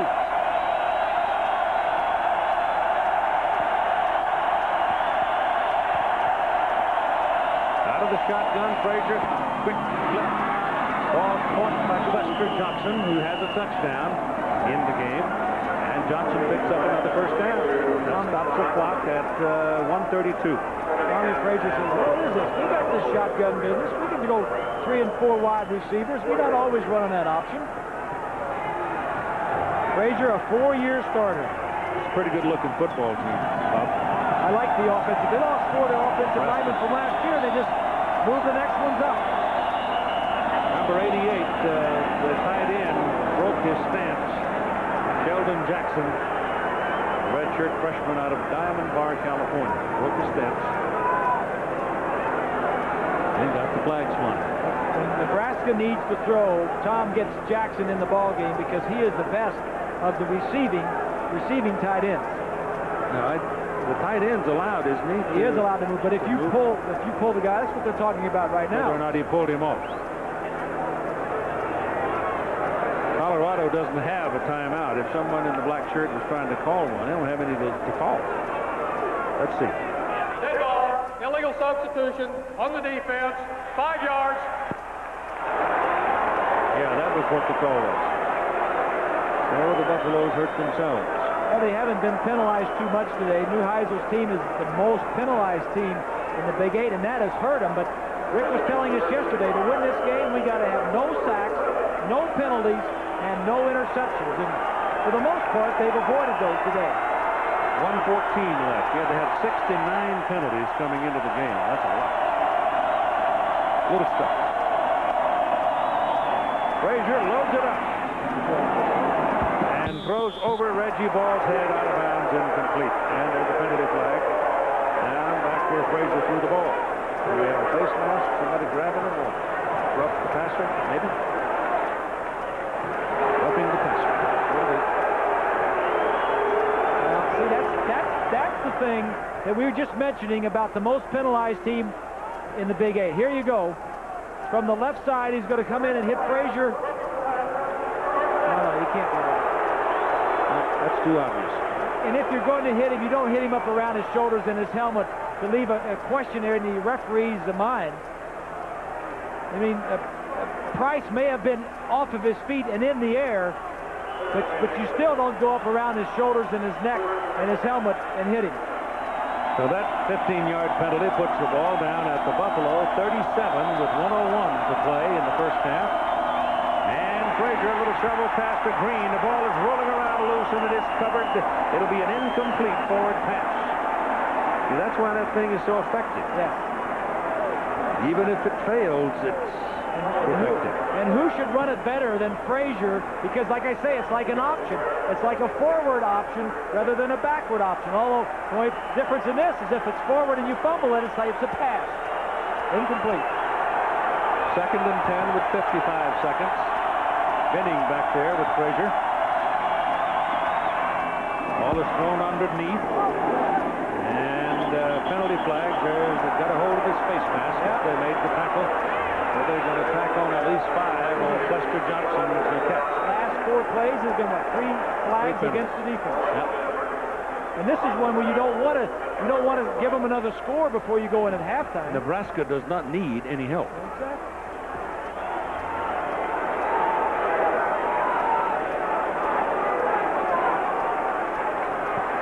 Ferguson taking him down was the man that kept his hand tangled up in the face mask.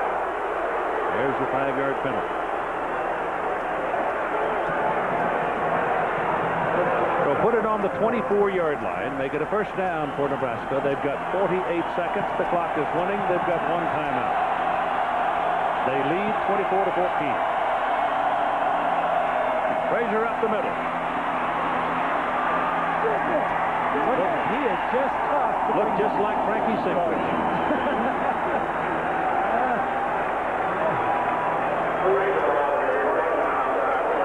That's another first down for the Huskers. I mean, they've got a spread formation, and Frazier's back there, and he just makes no bones about it. The guards pull, and they just takes off running. 13-yard line, first down, Huskers. Benning in motion, he gets outside on the little shovel to him. That was a lateral pass, and Benning is inside the 10.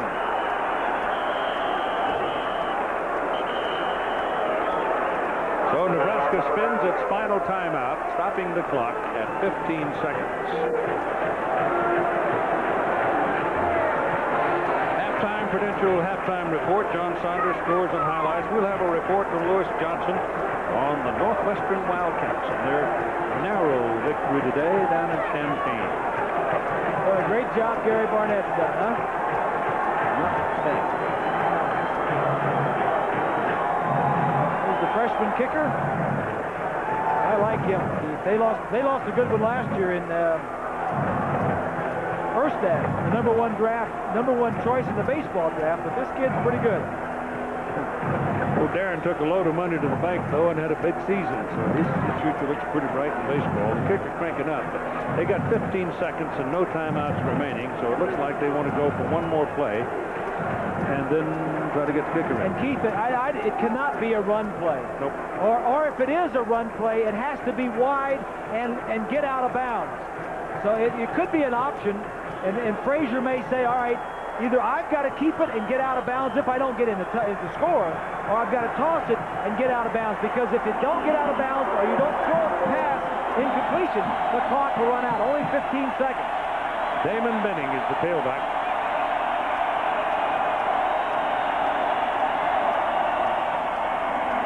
They're throwing. Touchdown. Federal.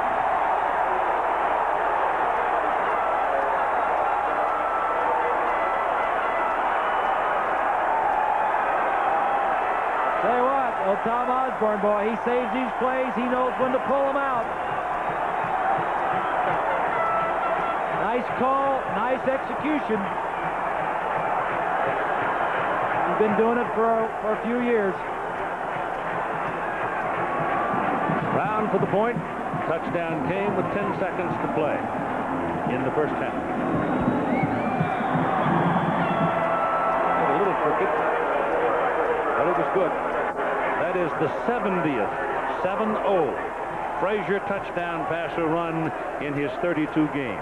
He's the key. There is no question. Frazier's going to take it and roll just a little bit this way. Now, over here, the tight end is going to go deep to draw all the attention. Now, watch Vedral right here. He's just going to sneak right underneath, and the throw is going to be perfect. Little play action, roll a little bit. Vedral sneaks in under the tight end. Got to get out of the way of the umpire. And he just sticks it to him. I mean, it's not your spread offense. But it's very efficient. Nebraska, the last couple of years, have been a very efficient passing team. By that I mean the number of touchdown passes to the number of passes thrown has been tops in the conference. Chris Brown has gone out and summoned all of his teammates into a little huddle as if he's bringing some special information here. But I can't imagine anything other than a wallop. 31-14 where we are in the ball game. Nebraska leading. If Colorado doesn't mount some kind of a comeback in the second half, I don't know who's going to challenge Nebraska the rest of the way. They can just buy their suntan oil now. That's Putnam, 2 yards deep in the end zone. Back to the 20. Down he goes. 5 seconds remain on the clock. That was a big, big score in this ball game, Keith. And they started it from their own 17-yard line. Colorado helped them along the way a little bit with some defensive penalties.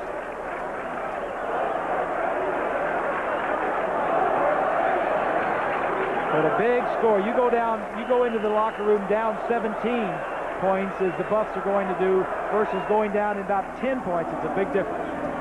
You've got Savoy and Anderson coming to the bottom of your picture now. It figures that Caruth, so all three of them, they're going to take off. And Hessler's going to throw it probably just as far as he can. Now he can't either. He throws it to Savoy, completes the pass, but it's only to the 30-yard line, and that'll do it for the halftime. So Nebraska getting a late touchdown here in the second half, as Bob said, stretches it out to a 17-point lead, 31-14. So they scored first on the very first offensive play of the game, take the lead, and they scored last at the half. And that's where The Prudential Halftime Report, brought to you by the Prudential. When you face the most important financial decisions of your life, turn to the Prudential. Peace of mind. It comes with every piece of the rock. From our New York studios, your host, John Saunders.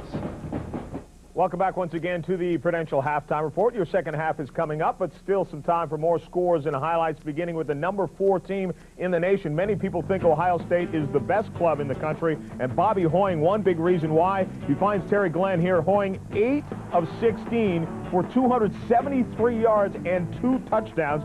Eddie George, 15 carries for 110 yards and 4 touchdowns. So that's in about a half of work. And Terry Glenn, 3 receptions for 149 yards, averaging almost 50 every time he put his hands on the ball, and 2 touchdowns. South Carolina against Tennessee was supposed to be a matchup of great quarterbacks. It was Peyton Manning all the way. 35 yards to Joey Cantier. 21-0 was the lead at that point as Tennessee rolls in this one. Running back Jay Graham, 16 carries for 126 yards and a touchdown. 7th consecutive game over 100 yards. Steve Tannehill was sacked 3 times in the game. Peyton Manning, though, 16 of 20, 215 yards. In his last 3 games, 11 touchdowns and just 1 interception. 75% completion rate. Kansas against Kansas State. K-State lost last week. Kansas still unbeaten until Matt Miller goes 20 yards to Kevin Lockett. 16-7 was the score at that point. Kansas State rolls over their cross-state rival. 41-7 is the final, as Kevin Lockett had 2 touchdown receptions, both from Matt Miller. Northwestern against Illinois. Northwestern's been the surprise of the year. Robert Holcomb, though, 7 yards on this touchdown run. The Illini take a lead of 14-0. But Darnell Autry from 1 yard out on 4th down takes it in. Northwestern takes the lead for good, 17-14. Illinois with one last chance. Hail Mary, but it's picked off in the end zone by Eric Collier. And Northwestern pulls off yet another victory, 17-14, as they remain unbeaten in the Big Ten. Darnell Autry, 9 consecutive games with over 100 yards over Colorado. Young quarterback, at times very unsettled in that first half. 17 points too much? I would like to have Coy Detmer to try and make up that difference, but they don't have Coy Detmer. Hessler's going to have to be the guy, but the problem is stopping. You know, Colorado has the Buffalo. Nebraska has the steamroller. These times they had the ball, and nobody can stop them. I mean, they do it one way, rushing, then they'll do it another way, throwing.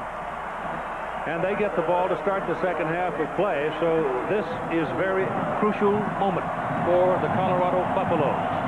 Their defense has to hunker down and somehow get a hold of this Nebraska juggernaut.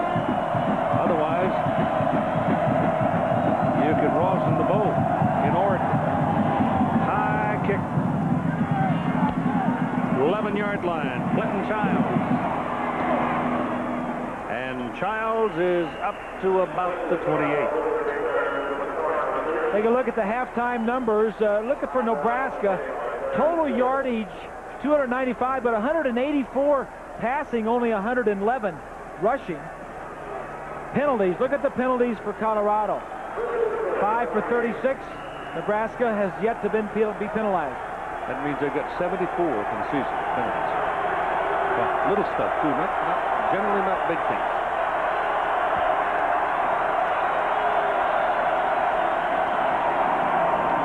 Frazier hands it off to his fullback, and he backs his way for an extra 4 yards after the first hit. Macabega picking up about 7 or 8 yards. The leaders for Nebraska, Frazier is having a good first half, 184 yards and 2 touchdowns. Green, the freshman, with 69 yards and 2 touchdowns rushing. And the receivers, Johnson leads them, 72 yards and a touchdown, and Vedro also has a touchdown. Defensively, the leaders, Leo Meady, 6 tackles, Rosga and Black, both with 5. Makovica actually got 9 yards on the previous play and just picked up a first down for the Cornhuskers at the 40-yard line. So they start out with an attitude that they can run the ball up the middle, and they have so far. Nebraska had the ball 7 times. The first time they had it, 1 play for a touchdown. Then look down to the 5th time, 1 play, another touchdown. The last 4 possessions they had 3 touchdowns and a field goal. So from the 40, it is a first down, and this is where you can open it up. They stay with a running game. Give it to Green, the tailback, picks up 5 yards, and we go to Lynn Swan. Well, Keith, at halftime, Rick Neuheisel was confident his offense could move the football against Nebraska, and he wasn't overly concerned about the 17-point deficit. He was going to come back in, try and stop their play-action pass and control the tight end. And on the other side, Tom Osborne said that he was surprised that Colorado could run the ball well up the middle. He just will continue to adjust and make the plays, and said he'll come out on top. Keith? That's a pretty good chance of that. Second down and 5. Tailback Green runs into one of his blockers who was stacked up by a Colorado defender, and Green will lose a yard. Darrell Price. Nice job there. Yeah, he just jammed it, didn't he? Well, we talked about Nebraska, what they needed to do. Tommy Frazier is the story. He's 184 yards, 6 rushes for 32 yards, and he is the man.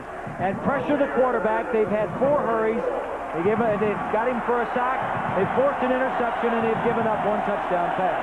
Now you got the rover in. You've got a nickelback in the ball game on 3rd down and 5 for Colorado. Frazier looking around, throws, got his man. Pass is caught by Brendan Holbein for a first down at the Colorado 39 and a penalty flag.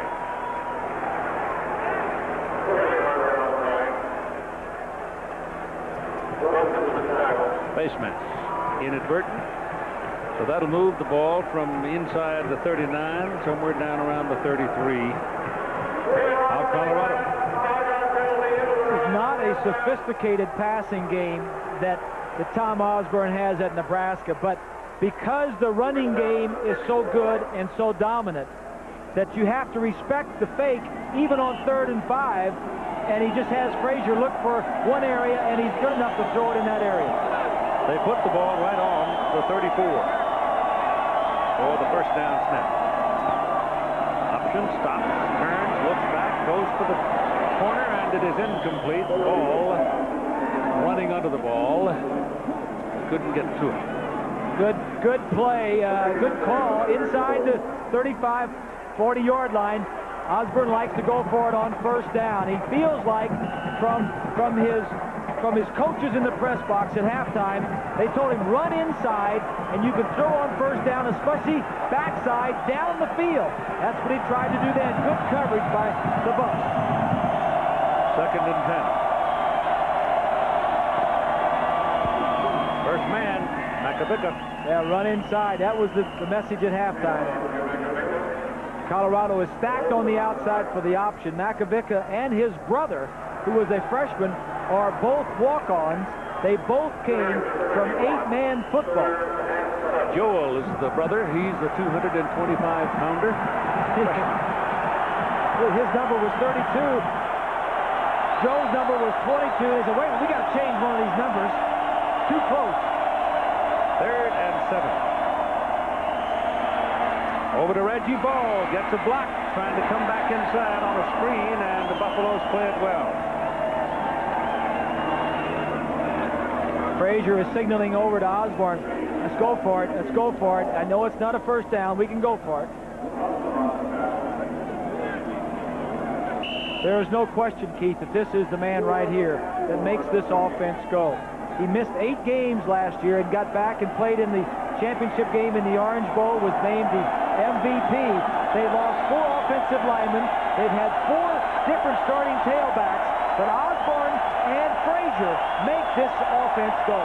They're going on 4th and 4. Incomplete pass intended for number 3, Riley Washington. But that is not the strength of this offense, and that is dropping back and throwing the ball. Play action, options, and stuff like that, but when you're expecting pass, this is not that talented of an offensive passing game. Well, now the Colorado defense has done its job. It is now up to the Colorado offense to get things cranked up. It's just a quick out, wide receiver. There's nobody blocking. There's nobody blocking 59 Jones, and that does affect the quarterback when he's trying to get the ball loose. Good news for the Buffaloes. Chris Naioli is back at right guard, and that's exactly where Herschel Troutman went. Right in between Naioli and Melvin Thomas, and picks up a big run all the way out to the 43. Let's take a look at what's been going on in the first half. Colorado, Hessler was a little bit less than 50%, had a touchdown and interception. Troutman, 52 yards, and Caruth among the wide receivers leading with 44 yards. Savoy with a touchdown. The defensive leaders, Williams had 6 tackles, Farley had 5 tackles and the 1 interception. 4 wideouts now. And they've got the tight ends outside, the wide receivers inside, run it with Herschel Troutman. And he gets a pretty good spot right at the line of scrimmage from Christian Peter. So this is the play. Now let me kind of try to explain this to you. You got the wide receivers lined up basically where the tight ends used to be, and the tight ends are outside where the wide receivers are. Well, you got 4 wide, so you got slots on both sides, and usually the wide receivers are outside. So Neuheisel said, we're going to put them inside, put the tight ends on the outside, and that'll force the corners to make a decision. Are you going to stay outside and cover tight ends or inside? And that time they stayed outside on the tight ends. So they go back, come inside to Phil Savoy. He'd have been better off if he'd have run down the middle of the field with it. But he still puts it over on the 49-yard line of Nebraska. Here's what we mean, Keith. Here's a tight end here. This one right here is a wide receiver. Over here is the same way. This is a wide receiver. Now, what they try to do is get mismatches on the wide receivers in the slot. And that's what you get right there. Troutman and Miller in the backfield now. It's 3rd down and 2. Troutman going for the first down, dragged down short of the line of scrimmage by Doug Coleman. So they'll be looking at 4th down, and we're off to talk to John Saunders. Keith, Nebraska has been extremely impressive today, but the team right behind them in the polls just as impressive. Danny Werfel to Riedel Anthony for the touchdown, 39 yards for Werfel. His 5th touchdown pass of the day, 35-3. Keith. They do know how to throw the ball, and Neuheisel was down in Florida learning from him. 4th down right here. 4th and 3, and they're going. It's closer to 3 than 2. Going big, too. It's James Kidd. He's got it. He's loose. He scores.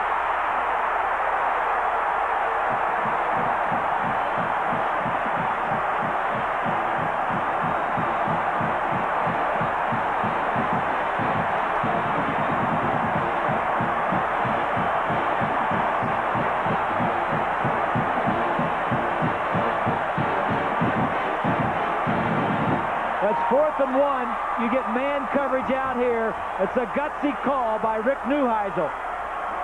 A perfect throw by Hessler. This is a big-time chance, and we said early on, if Colorado had a chance, the wide receivers had to make some big plays. Oscaricium, the point is good. And so the whole hum turns into a holy cow. It's 31-21.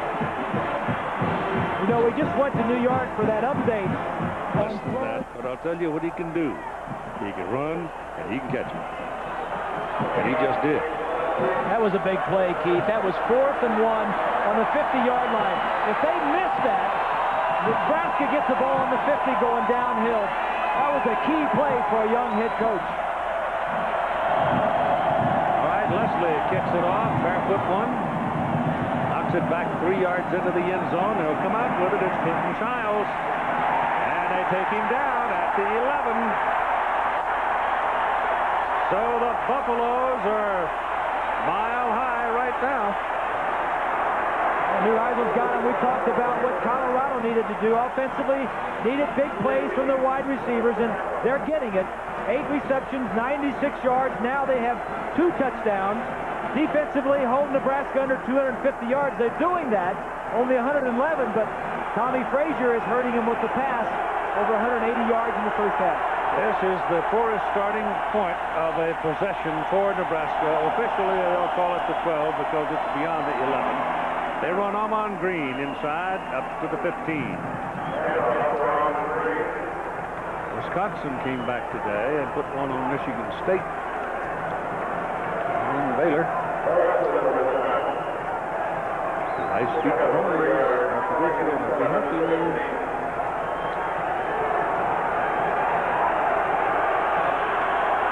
from the 15, it is second down, short 7.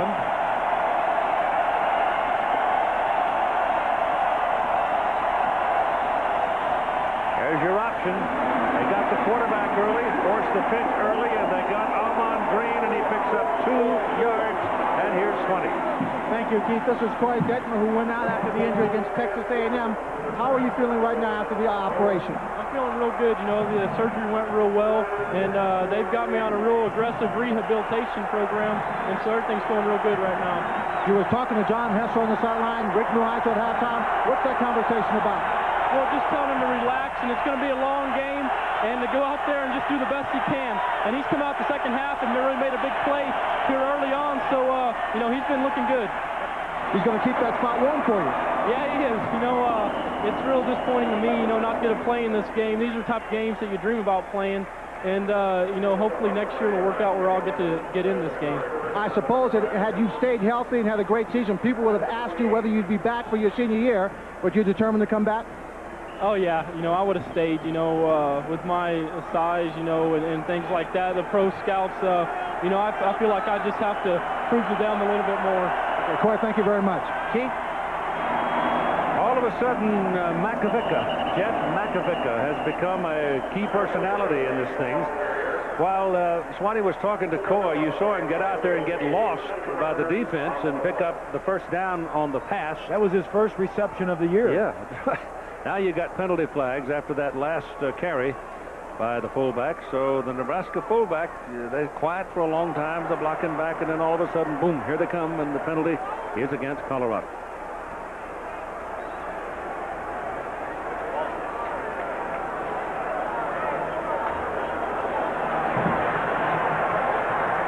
Did I say Colorado? Yeah, you're right. They're talking. Colorado. They're going to take it back to the point of the foul and then come back this way. Tommy Frazier saying, yeah, we want that penalty. We'll take it. Tommy Frazier just throwing, what's he, 214 yards now passing. That's a career high. Usually beats you with his feet, but he can beat you with his arm. And that 15-yard penalty will put the football up at the 44-yard line.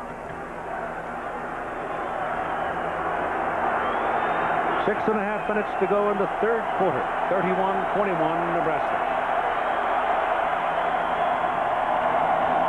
Defense changing around. They go the other way with it. And trying to get Green out there one-on-one, but he can't get away. Number 3, Donnell Liamidi, great tackle.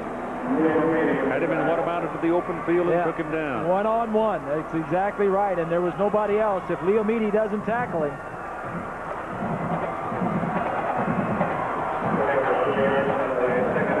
When you play an option team, Keith, like Nebraska, the safeties of your defense, Liamidi and Rozga, better be up there in tackles.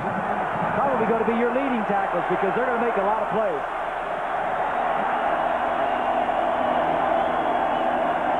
Second down and 8. Frazier turns around, looks for somebody, and he finally finds the tight end, Mark Gilman. And Gilman will have a first down for the Cornhuskers at the 44-yard line of Colorado. Now, A.J. Kristoff's troops are getting the heat put on him. Frazier just looks like he's toying with him. They're just a yard short of him all the time, it seems. You know, Frazier seems to make the right plays and the right calls all the time. We mentioned earlier, he's a 4-year starter. He has played, he knows this system inside and out. Clinton Childs is in the backfield.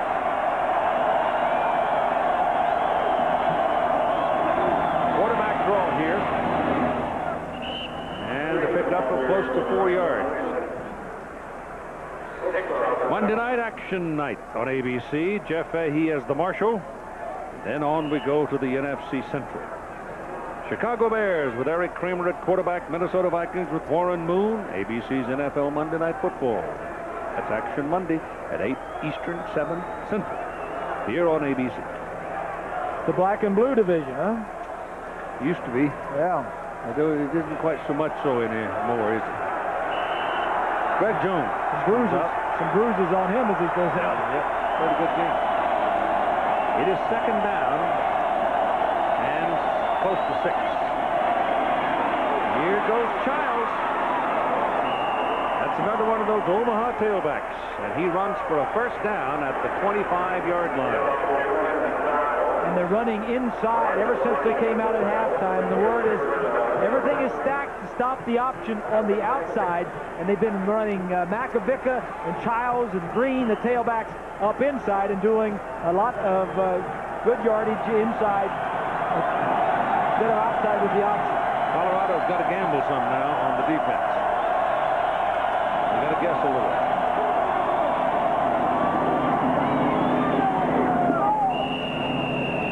You see that Federal, who's lined up as a wingback, comes around that corner and threw a whale of a block over there. But the fullback Makovica had been taken down.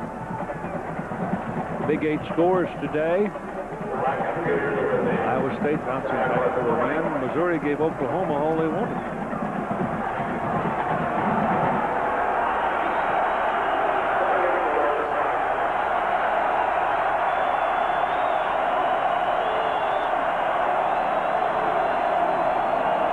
Second down, 4. I mean, that's a real fist fight down there in the middle, isn't it? I mean, they are really some big people slapping each other around. Yeah, Liamides hurt, too. He went right to the ground. So while they take time for the injured Donnell Liamidi, we can tell you it is a stadium record crowd today at Folsom Field. As you see, 54,063. So Liamidi, who is a sturdy horse in that secondary, the strong safety, and he's hurt. We got a timeout. We are driving excitement. And Canon, who reminds you there is so much more you can do with a new color bubble jet printer from Canon. Liamidi to the sidelines, and it looks like he does have what Bob called a stinger in the shoulder. 8 tackles, all solos, as he left the game. This is the 10th play of this Nebraska possession. Frazier turns it back into the middle on 3rd down and a yard, and will have the first down. He's down to the 14, and that's plenty. Good teams come back and answer touchdowns by your opposition, and that's what Nebraska is doing.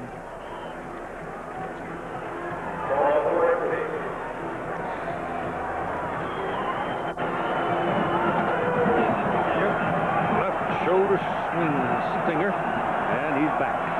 You can rub those things out sometimes rather quickly. 31-21 ball game, and the Huskers are down knocking on the door at the Colorado 14-yard line. Frazier gives the option. The ball gets away from Clinton Childs, and he is taken down back at the 19. Ryan Black, who plays in that nickel position, well, the rover back position is what it amounts to. And when Liamidi went out of the ball game, Mike Phillips came in as a former linebacker, or plays weak side linebacker. And there have been instances in the game today where he has gone to that rover spot. That's filling a spot down the middle so that big old Nebraska tight end doesn't have a field day like he did last year.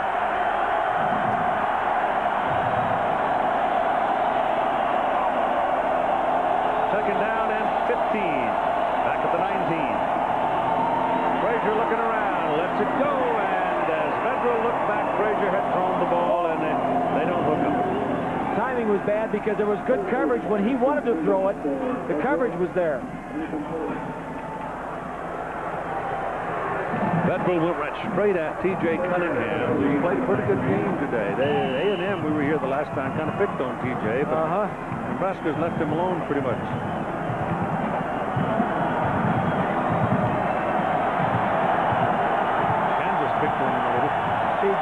to be a wide receiver. He's covering ball, the wide receiver. 3rd and 15. Pass is drilled incomplete. It was intended for Brendan Holbein, and he had double coverage by the time Frazier put the ball down there. And I mean, he had some sauce on that thing. Yes, he did. If anything, he has a tendency to throw it too hard sometimes, but that ball was on target. Good coverage. So your kicking team is on the field now with Chris Brown, the place kicker, at 2:05 to play in the 3rd quarter. This is a big field goal here. If they can get some points out of this drive, it'll be a plus. It's 36-yard try. Plenty of legs. Don't ever worry about that. And it's good. So it is now 34-21. Nebraska at 2:01 to go, quarter number 3. Museum inside the oldest building on campus. That ball is from the 1904 CU Nebraska game. That baseball bat and the glove there used in the motion picture The Natural and on exhibit at the museum. Chris Brown will kick it off now at a 34-21 ball game. And that's on its way to Longmont. Here is John Saunders with some news out of Seattle. Well, Keith, USC, the struggle last week against Notre Dame, struggle this week against Washington, finally gets it going. Kyle Waholtz, 15 yards to Keyshawn Johnson. He has 92 yards in receptions. Sets up Rodney Sermon's touchdown, and they have the ball right now in Washington territory. Troy Davis of Iowa State, 202 yards today. And as you know, Iowa State will face Nebraska next week. We, of course, will keep you up to date on all the games. Right now, Keith, back to you. Thank you, John. Here come the Buffaloes, down by 13. 2:01 to play, 3rd quarter. The ball is on the 20. And it's Lyndon Henry for a yard, and that's all. The Peters brothers are Christian and Jason in the middle. Grant Wistrom and Jared Tomich are the defensive ends. The linebacking core for the Cornhuskers, Farley, Coleman, and Foreman, 43, 46, and 56. And those linebackers have been stacking wood all day. Two Christian brothers. Peter brothers, Christian Peter and Jason Peter. Yeah. The huge ones inside, yeah. Gain a couple of yards out to about the 23 by Lyndon Henry. He's a sophomore out of Port Arthur, Texas. But Nebraska has revamped this defense. Charlie McBride, the last couple of years, going to speed. The only two big players are those two tackles, the two Peters, and they just hold down the center, and then the rest of them can fly. The defensive ends were linebackers, and the defensive linebackers used to be defensive backs, so a lot of speed. James Kidd now is a wide out to the bottom of the screen. He's the young man who caught the touchdown a while ago. Hessler's pass is away and arrived, and it'll be 4th down. See, things just didn't work out the way they did in practice. The timing wasn't perfect, and John has to learn to move around, step around, buy some time. If there's any time to buy in that pass rush, you've got to buy it, feel the rush, and try to make a play with what's there. So Nebraska should come out of this with good field position. Mitchell is in to punt.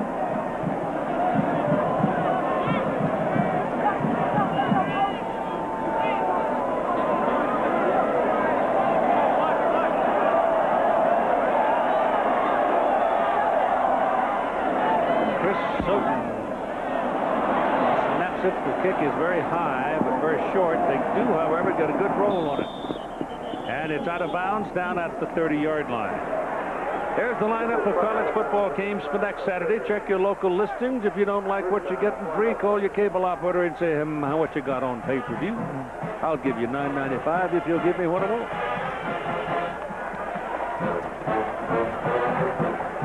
Here's a look at Brooke Behringer. He has kind of been the forgotten man this year. He hurt his knee a little bit.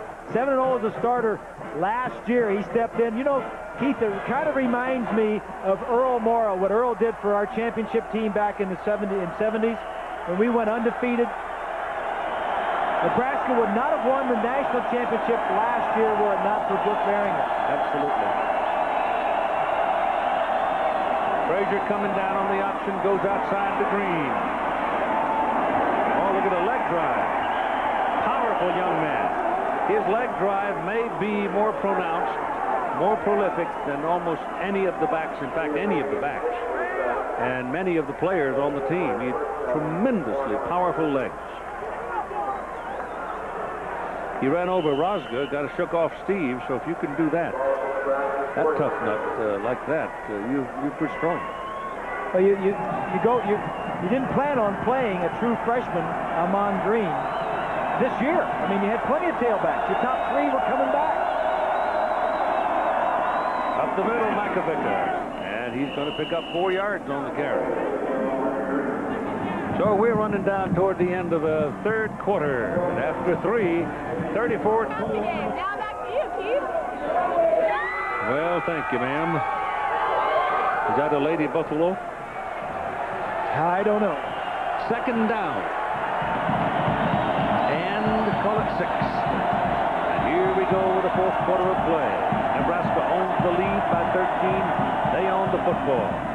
Run it with Amon Green to the line of scrimmage. It'll get a half a yard or so. It'll be third down and at least 5, maybe a little more. Take a look at the numbers after 3 quarters, and the thing interesting to me, Nebraska total yards of 404, but look at the passing yards. 223 yards passing for Nebraska through 3 quarters. They only average 158 because Colorado is shutting down the run in pretty nice fashion. Third down. Shotgun. Option. Green. Won't get there. Real good play by number 23, Alan Wilbon. And Frazier down. No, Green hurt. Amon Green who's shaken up on the play.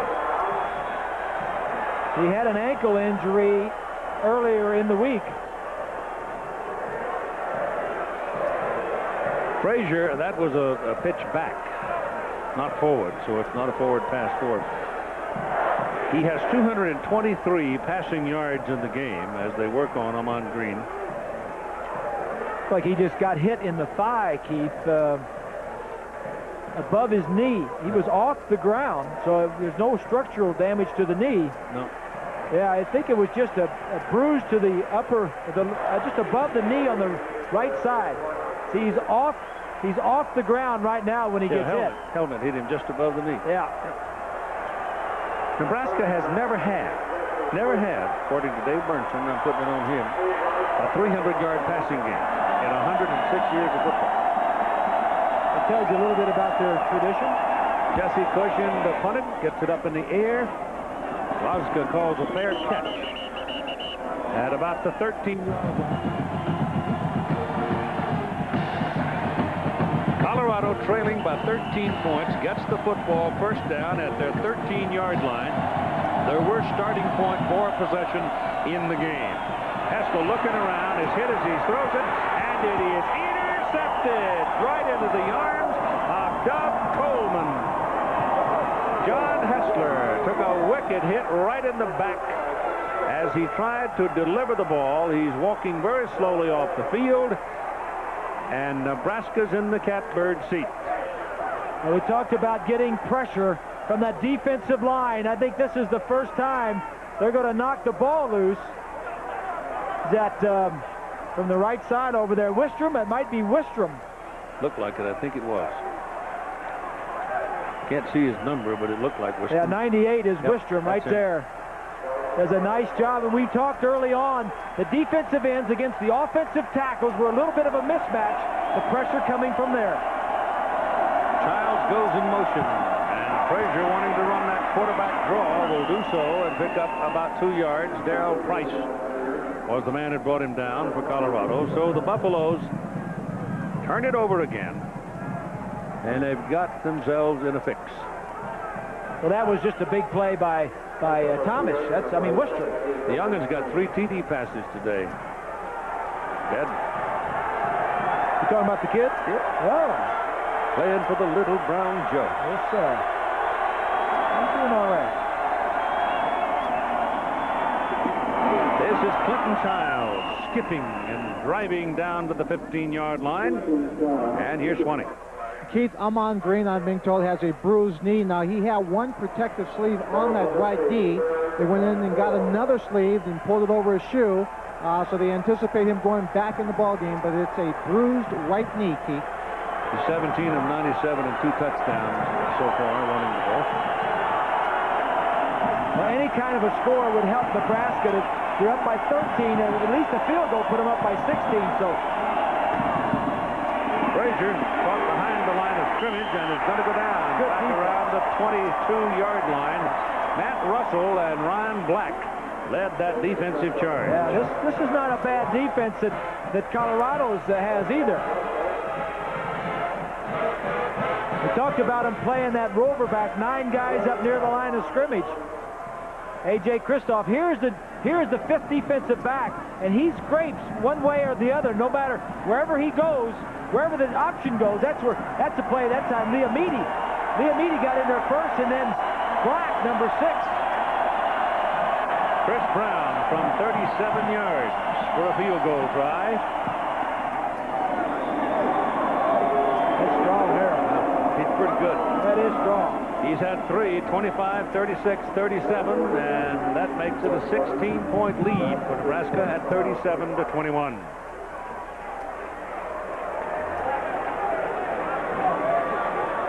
So that turnover turns into 3 points, and now Colorado's down by 16 rather than just down by 13. Here's a look at the top 25 and how they're doing. Kansas lost.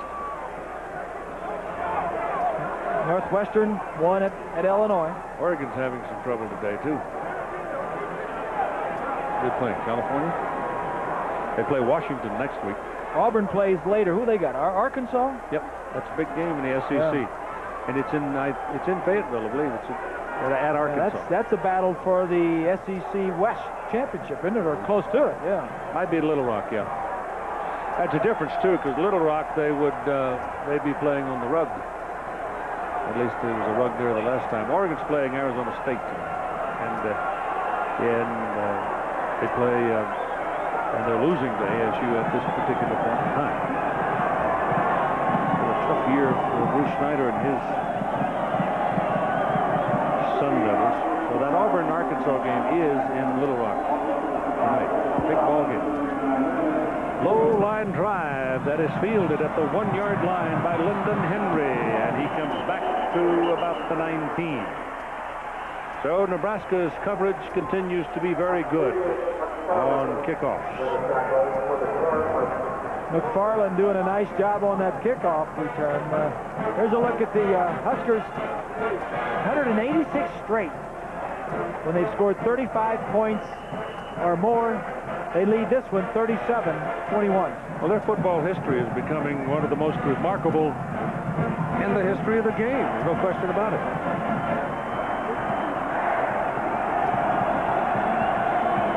So Nebraska leading 37-21 with 11:44 to play in the 4th quarter in Colorado, with a possession starting at their own 19-yard line as Herschel Troutman moves it out near the 23. Nebraska jumped to the lead, scored first on a 57-yard run by Green. They scored last in the first half, and they lead rather comfortably now by 16 points, having just added a field goal. Rick Neuheisel, with the sun shining in his eyes now, watched his quarterback Hessler get hit from the back by Wistrom a moment ago and had a pass intercepted.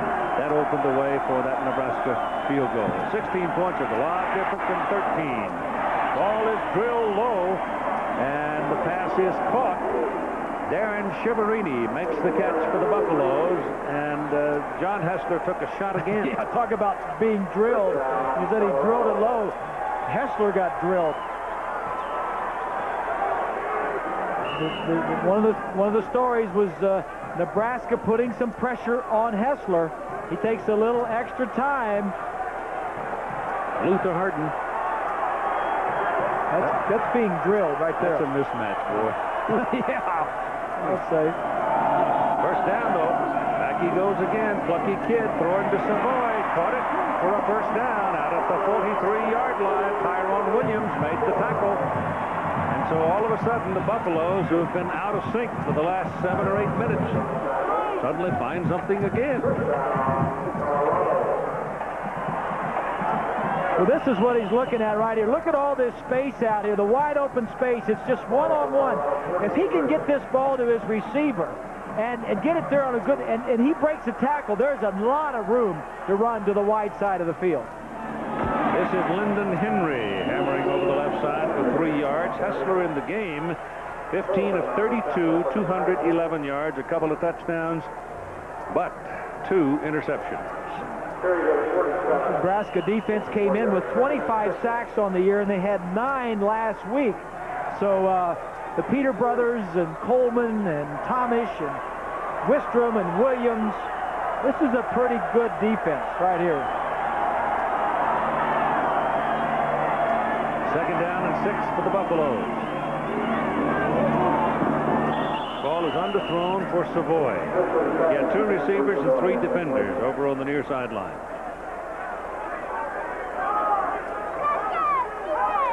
This is the first time that we've seen Nebraska up close and personal. Since last year. And this is a very good football. And they lost, Keith, they lost 14 starters, 7 on offense and 7 on defense, plus their kicker.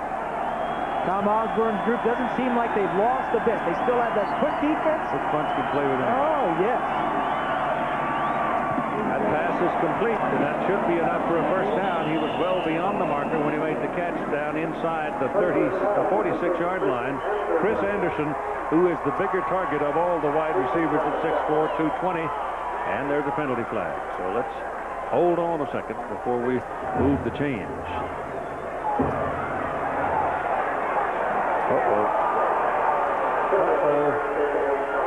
Ineligible man was down feet.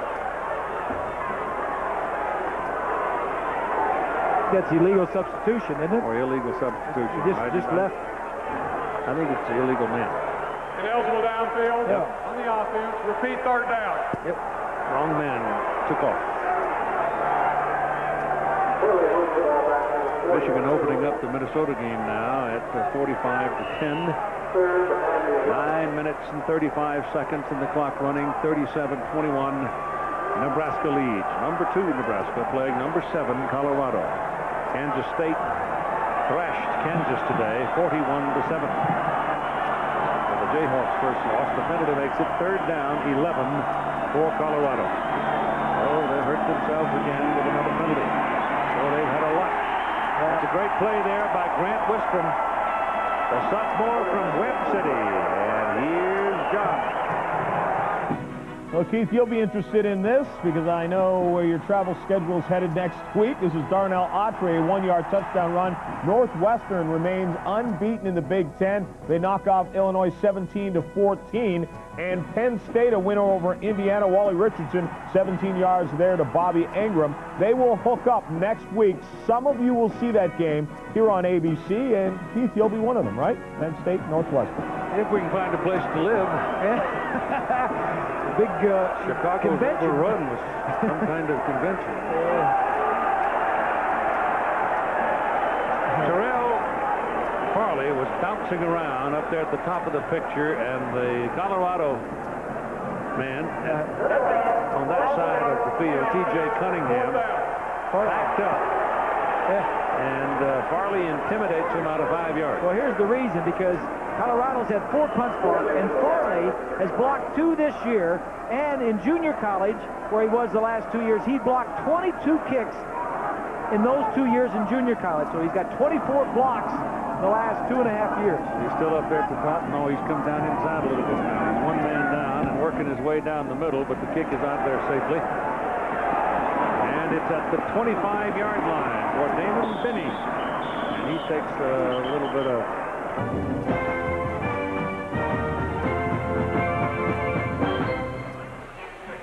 With 8:20 to play in the ball game. 37-21, Nebraska.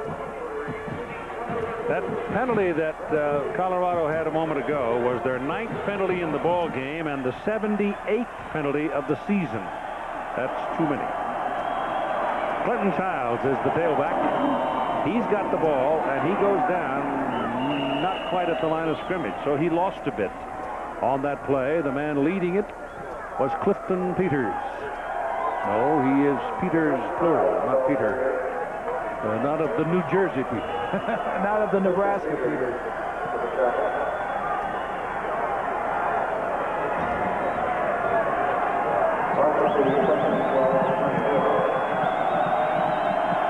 Second down, 12. Bedroll is way wide down at the bottom of the picture, going back toward the ball now. Frazier hands it, no, keeps it, throws it, got a man open. Pass is caught by Mark Gilman, the tight end. And that's a first down for the Cornhuskers up at the 43. And we go back to John for an update on that Washington-USC game. Well, Keith, there's now under 4 minutes left in the game, but USC has life. This is Brad Otten to Terry Barnum, 16 yards. They're just a touchdown away now, but as I mentioned, about 3 minutes now left in the game. Keith. Yeah, they're making a game of it. That could be for the Rose Bowl right there, huh? Sure could. There's another team lurking in the shadows, though. Oregon's still in it. Yes, they are. So is UCLA. On first down, Frazier hands it off to Childs, bumps into big number 70, who had dropped back to block Eric Anderson. Eric's a mere 6'4", 300, so it took him a minute to run around him, and by then the defenders were there. Billy Mayfair has the lead in the Tour Championship by 3. Everybody else is even or worse, as you have Brad Bryant, Steve Elkington, and Corey Pavin tied for second place, even par. That's at Southern Hills near Tulsa, Oklahoma, and we'll finish it for you tomorrow at 3 here on ABC Sports. I bet none of them boys shot their age like you did, Hoss. Oh, I'm glad that happened. I ain't gonna have to listen to that anymore. Whining and moaning and groaning. Well, it's important. I know it is. Clinton Childs, bumping and grinding, gets up to about the 45, and I'm sure you saw the laundry flying around, so we've got a penalty coming up. If the score does not change, or if the Cornhuskers take it down for more, that's offsides against Colorado, you know that there will be slings and arrows. And one knows also that Rick Neuheisel knows, and so I asked him yesterday in conversation if he was pretty sure that his hide was thick enough for what may be coming. And he said, well, I hope so. It's all the hide we got. Pretty good attitude. He is young and he is bright. He does have some things to learn. In fact, he is the second youngest. Division I coach, Ron Cooper, is 4 days younger. Keith, I think one of the things that is missing in this Buff team is the players have to be a little bit more disciplined. And I think that is where all the penalties come from. I think there needs to be a little bit more discipline in the program. Notre Dame finally put Boston College down, but not without a fight. Second down and 9. Frazier is missed in the backfield and turns upfield, and he's the shovel right pass. at a first Yeah, that was supposed to be a shovel pass, and Frazier said, well, what the heck? It ain't going to work. I'll just take it. You know, people say, well, you know, what makes Frazier so good? Well, he's been around for 4 years in the same system, so he knows the offense and he's experienced. He's a great athlete. This offense is perfect for his talents. He was the top option quarterback coming out of high school. He is the top, or at least one of the top option quarterbacks right now. He has overcome adversity last year with the blood clots and all that other stuff. He is very confident at this time. He's a leader, and he is smart. He puts you in the right play at the line of scrimmage, so there's no dead plays. There's contact in the middle of the line as number 94 popped out of there, Kerry Hicks. So it's always the wait to see if somebody moved or Hicks jumped. Frazier, of course, is from Palmetto, Florida. So he's one of those Floridians that left home to play.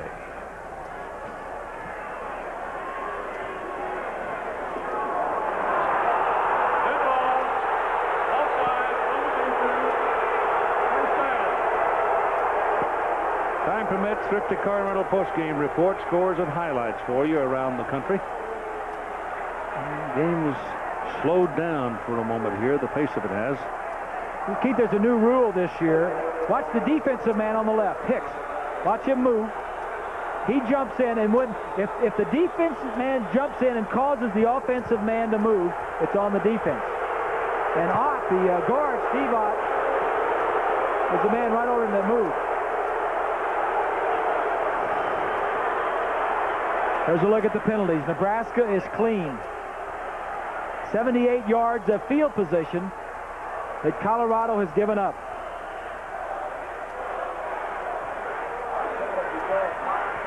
They're hooting and hollering because they're moving people back on the Colorado sideline. Now they've accomplished it.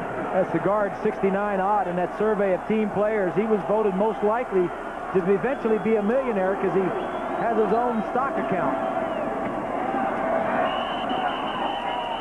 Well, if this is anything like Bowman, it ain't going anywhere. They're calling that play right about the line of scrimmage. Referee Terry Turlington. Timeout, Colorado. At 4 minutes and 48 seconds to play in the game, and the Cornhuskers. De Beers, a diamond is forever. Nike, who encourages you to participate in the lives of America's youth. And Burger King, where you can get your burger's worth. Put a sack of them on your back, get on your bicycle on a sunny day, and go downhill.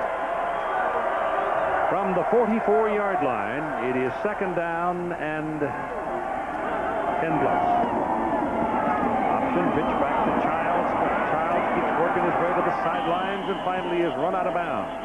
Down at the 39-yard line, but he picked up 5 yards, and he just kept feeling his way up the field.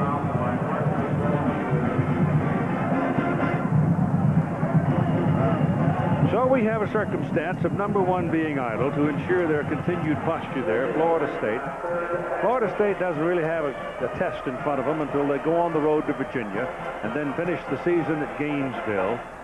And the team that still catches my eye is Ohio State because of Washington, Notre Dame, Penn State, Wisconsin in a row, and they scored 56 today against Iowa. Tougher schedule. Tougher schedule, right. That pass is thrown way over the head of Sheldon Jackson. Incomplete. Well, we said early on for Nebraska, offensively, Tommy Frazier had to have one of his normal days, and he's passed for a lot more yardage than normal, 241 yards and 2 touchdowns, and really ran the show.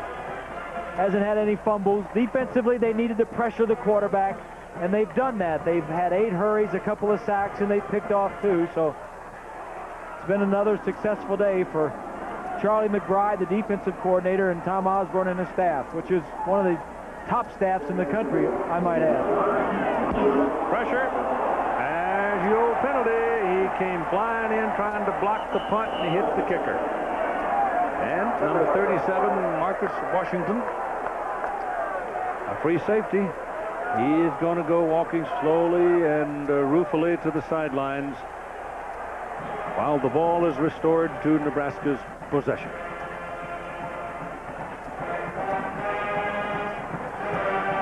But I think is this Nebraska team, this really is kind of the start of the heavyweight portion of their schedule, and they've handled it pretty well. Then they've got Kansas on the road at Lawrence, and then they play Oklahoma. So right at this point in time, it's kind of hard not to think they're not going to win it out. Watch as he's trying to make something happen. He's going to slide into him. He tries to dive at him, and that could be a serious injury there. Fortunately, it wasn't. But when you take that dive and leave your feet, it's not where the punter was. It's where he's going to be, and you got to be out in front of him. And so the penalty moves the football to the 24. And it's a first down. 37-21 Nebraska with 4:30 to play in the game. And Clinton Childs getting a lot of work today. Slips and slides and wiggles and squirms and picks up about 5 yards. You talk about Nebraska losing a lot of players from last year's team. Colorado lost a lot also. They lost eight players that went to the NFL draft, and they had 3 of them that were on their offense. Remember Cordell Stewart and Sean Salam was first-round draft choice, and Michael Westbrook, all 3 of them. So a lot of players go into the pros from these 2 programs. Inside 4 minutes now. Blitz coming, doesn't work. Up the middle goes Childs. Childs runs into Rosga, and Rosga takes him down at the 10-yard line. Well, Colorado coming into the game needed some big plays from their wide receivers. They got some. They got 12 reception and 173 yards and a couple touchdowns. And as a matter of fact, that was the first 2 touchdowns in 8 years. Touchdown passes against Nebraska, and hold them under 250. They did that, but they gave up a lot of passing yards to Tommy Frazier, and that was the difference. 1st and 10 at the 10.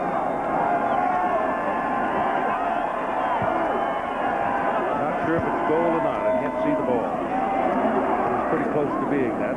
Gain of 5 yards by Clinton Childs, and that'll take him down to the 5. And yes, it is 2nd down and goal from the 5. You see Tommy Frazier checking off at the line of scrimmage, and that is one of the hidden values and the hidden secrets to this team, because when you can check off at the line, you can... Again, 2nd down and goal from the 5-yard line. 3 minutes and 3 seconds. It's Clinton Childs lined up in the deep back. Makovic at the fullback. And it's Childs. His 2nd spin was worth 3 yards. The executive producer of ABC Sports is Jack O'Hara, coordinating producer of today's game, and producer of today's game, Bob Goodrich. Our associate coordinating producer is James Ressler. Our game here in Boulder was directed by Drew Esikoff, who also directed lunch. and a darn good one. And Drew, you ought to do it every week. We think you should be elected to that. Yes, sir. Make you a vice president. Ball is on the 2-yard line for the Cornhuskers, and they're over here at the side having a visit. College football today, directed by Calvin Haywood and produced by Charles Copeland. College football today, TD, Gary Boyarsky. And our, what is this? Technical director for us here in Boulder, Gary Larkins. New York remote coordinator, David Kiviat. Bruce Clark, our associate director. Production manager, Lynn Cadden. Our tech ops manager, Stefan Petrat. Our telecommunications manager, Jim Licata. Our assistants to the producer, well, I don't know if I want to tell you who they are or not. Bob O'Mara and Roger Wilson. Statistician Dave Burnson, spotter Todd Barry. Our computer stats Mark Ameto, who's also from Omaha. And our sideline coordinator, Matt Panagiotis. That's not him there. And that fellow looks familiar, doesn't he? Yes, he does. Big John went to school with his daddy Jack at Washington State University. 3rd down and 2 for the Huskers. 3rd and goal from the 2. Frazier turns in the end zone. He's a tough man, Mr. Frazier.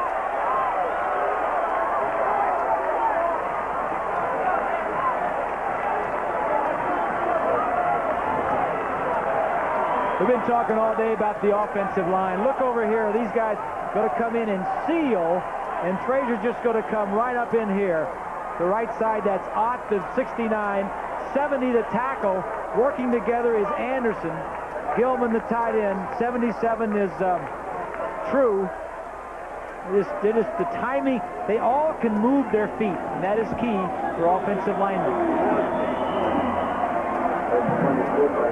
So with 2:46 to play in the game, it is now 44 Nebraska and 21 Colorado. And here's what's shaken with the top 25 folks around the country as There have been some surprises and some narrow escapes, but the top-ranked teams didn't have much trouble today. Tennessee scoring big. There's the big surprise right there. Yeah. Kansas State whacking Kansas that much, 41-7. Northwestern just getting past Illinois. And Michigan running it up now, 52-10. Oregon leading by 3 against Arizona State, fighting to stay alive in the Pac-10 Rose Bowl chase, and a big ball game in the Southeastern Conference tonight, Auburn and Arkansas in Little Rock. Washington leading by 7 over USC. Trojans on the verge of losing their second successive game. The only thing that hurts about that one is that's a conference game. Yep. Washington, incidentally, doesn't have a conference yet. They're in the hunt. All right, Nebraska will kick it off. Chris Brown will hammer it. And it's Herschel Troutman backing up, fumbling it. Ball come out? No, it did not come out. It'll be a touchback. Marlon Barnes covered it. But that'll take your breath away to have that happen. Here's the first offensive play of today's game, the very first one. They've been working against this all week, the Colorado defense. They knew the option was coming. They're going to come out and run it. You know it's coming, and you can't do anything about it. That set the tone for the day. The Buffaloes fought back, and we're in the hunt for a time, but you see USC now has come back to tie 21-21. So Colorado trying to get a little respect here as they fight back and move that football with Ray Caruth carrying it up to the 35-yard line and getting a first down. 2.5 minutes to play. You can put one in the end zone and then some, especially with this kind of speed. So USC goes for the tie against Washington. 21-20. Yeah, I don't know. John Robinson may know something that maybe a tie won't hurt you as much as a loss in that particular conference. Maybe a better record. Yeah, that probably goes back to a better record. Better overall record. Yep.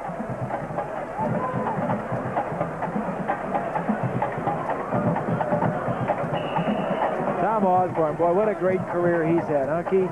Not bad. His 23rd year as head coach, his 34th year at Nebraska. He was the National Coach of the Year last year, and every one of those 23 years, he's had at least 9 wins. The amazing thing, though, is he's never lost more than 3. Hessler's pass is completed to Phil Savoy, trying to split the defenders and get the first down. Can't quite do it. There's one thing about Dr. Tom, and he does have a Ph.D. in educational psychology. That he makes up his mind after he's assessed the circumstances and the facts. Leave him alone because you ain't going to change it. He's a quality class individual. And when he makes decisions on personnel, on anything else, you got to go along with what he's doing because he knows the situation a heck of a lot better than we know it or anybody else around America. Ball is out of bounds at midfield. Good for a first down. Ray Caruth moved the change. You got 1 minute and 54 to play in the game. And still bright, warm, sunny day in Boulder, Colorado. The Buffs have a chance now to run out the season at 9-2, and that'll give them a pretty respectable place to go over the holidays, I would think. Almost picked off. Almost picked off by Warfield. Eric Warfield. Yeah. Here's a look at Nebraska. Next week they go. They have Iowa State at home. Then they go to Kansas and finish with Oklahoma. So, Mr. Bowden, you might want to start greasing your cannon because there's some folks out in the plains waiting for you. That pass down the middle is complete to Caruth. And it's a big gain down to the 24-yard line of Nebraska.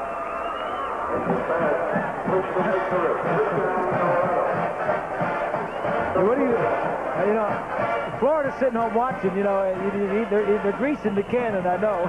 But there ain't no way that Nebraska should move ahead of Florida State just because they have a big win here, and Florida State's not playing. Bowls won't change. No, you don't do that. You shouldn't do that. But the dangerous thing they've got to avoid here is getting themselves wrapped up in the postseason stuff because of all the hype and Yahoo that goes with it. And forget about a Kansas or a Oklahoma or Iowa State. Yeah. Because there was a time when they were sitting up there in the catbird seat, went down to Ames and got themselves whipped. There was a time when Kansas was an easy pick on the schedule. Caruth is out of bounds. That's an incomplete forward pass. It's a great effort, though, on his part. So the Huskies and the Trojans play to a 21-21 tie. You know, it's a sister kisser, but probably a pretty one. If it gets USC, John Robinson into the Rose Bowl, they'll look back on it and they'll say that was a good decision. It's a pretty one. Yeah.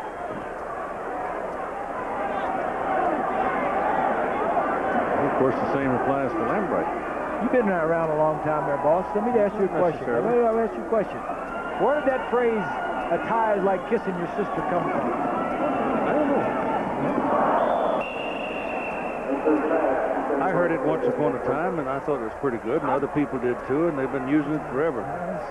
Genuine Chevrolet most valuable players of the game are Tommy Frazier of Nebraska, 241 yards passing, 40 running, 3 touchdowns.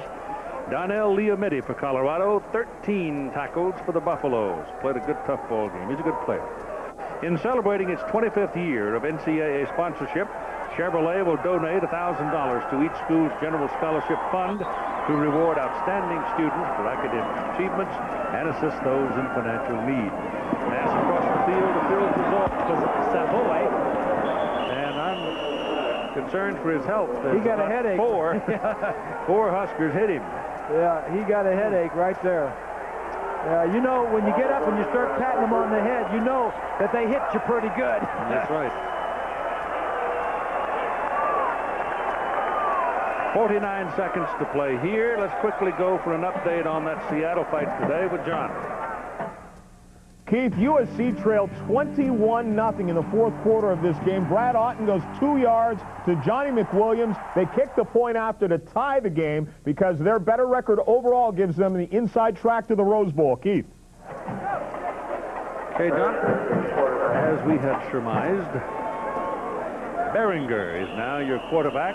Brooke Behringer, a senior from Goodland, Kansas, the man who played such a major role in the Cornhuskers' march to a championship last year when Tommy Frazier went down. Wouldn't have been there without this man right here. No, sir.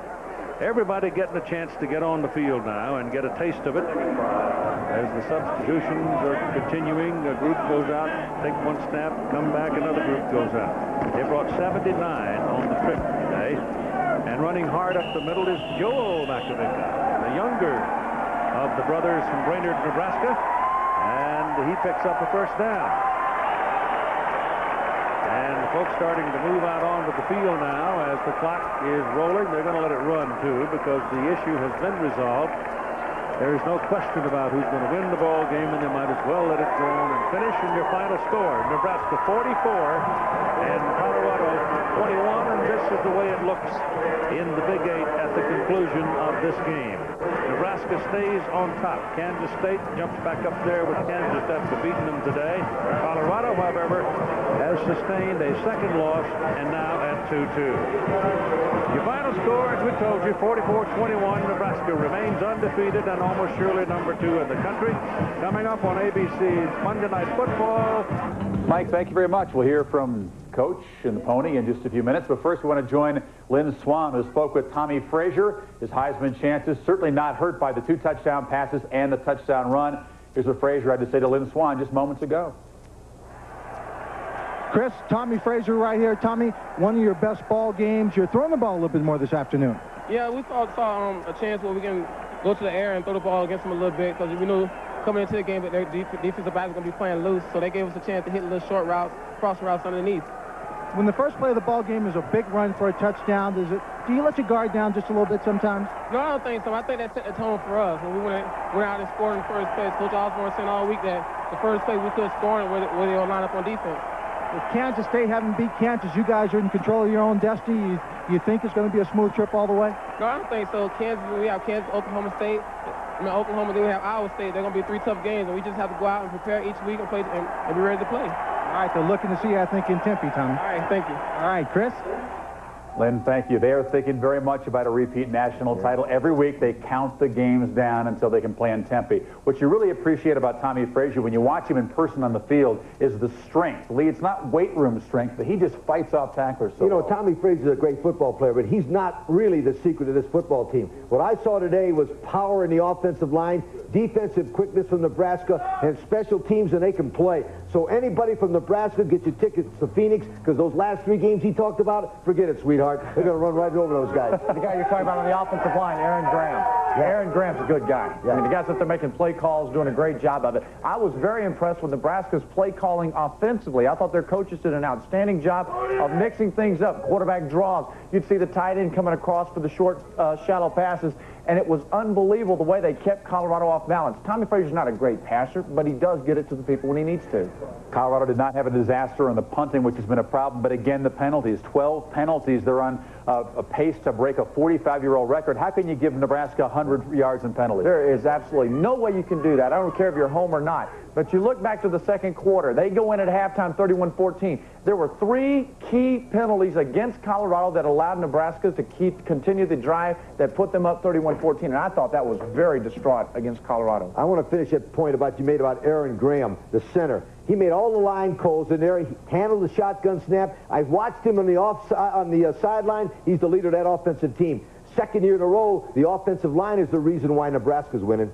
Now to SC in Washington. We frankly questioned the Trojan hearts after an effort that we thought was subpar in South Bend last week, with 21 fourth-quarter points. Brad Otten, brilliant in the second half. He's the guy I think they got to stick with. Well, I owe them an apology. I said they had no heart against the Irish. I was wrong. When you're behind 21-0 and you can come back and do what they did at Washington, congratulations, USC. You got heart and character. Northwestern winning the close games against good teams, and Northwestern wearing down teams in the second half with Darnell Autry. Darnell Autry is 1 point, but you talk about their defense at 2.29 turnovers per game. We talked about it all day, all week. They continue to take the ball away from the opponents, 3 of them against Illinois today. That's why they won the ball game. Georgia's defense had been tough. We knew that wouldn't last against Florida's offense. You call it. First quarter, they had more touchdowns scored on them in the last 3 ball games. Steve Spurrier is the best offensive football coach in the country, bar none. The guy is sensational. He teaches the quarterbacks in the passing game. Northern Illinois, South Carolina, and Vandy, they could score 200 points in the last 3 games. And K-State, impressive against Kansas. K-State, what we're seeing now is that there's Nebraska and then the rest in the Big 8. 27 left to go in Manhattan, Kansas. Colorado leads Kansas State 13-10. The Wildcats have got it now. First and goal from just outside the 5. The winner of this game, in all likelihood, will go to the Cotton Bowl on New Year's Day. As Kelly's checked in at fullback, he's got the ball, powering his way down to the 1-yard line. Kelly, who came into this game with 4 carries on the year and just his 7th carry of the year, his 3rd on the afternoon, as Kansas State and Colorado have put up some kind of tremendous battle today here. K-State with 9 victories and ranked 7th in the nation. Colorado 9th in the country. And Kansas State having never won 10 games except once before in their history back in 1910, and they've never won 6 Big 8 conference games in a season. Hickson, the deep back. He's got it. He's up. He's going over. Down.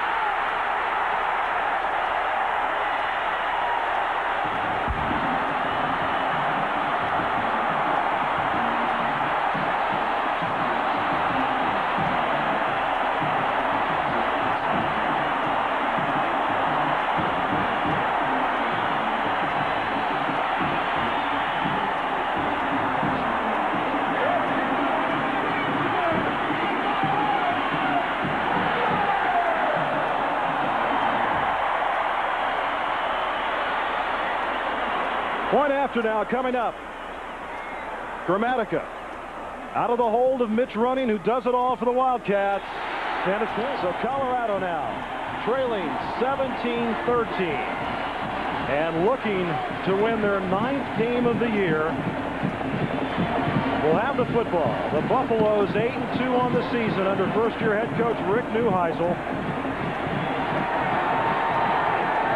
Their only losses to Kansas and Nebraska. John Hessler, the sophomore quarterback,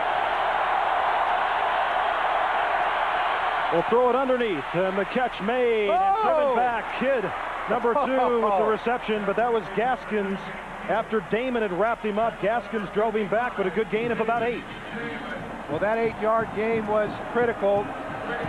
When you're able to move the ball when there's so much noise, that establishes the early momentum they need, but they've got a long way to go. 2nd and 1. Down the middle, catch is made there by Carruth, and he is brought down so quickly. Colorado moves it downfield to the 46-yard line, and Joe Gordon made the tackle.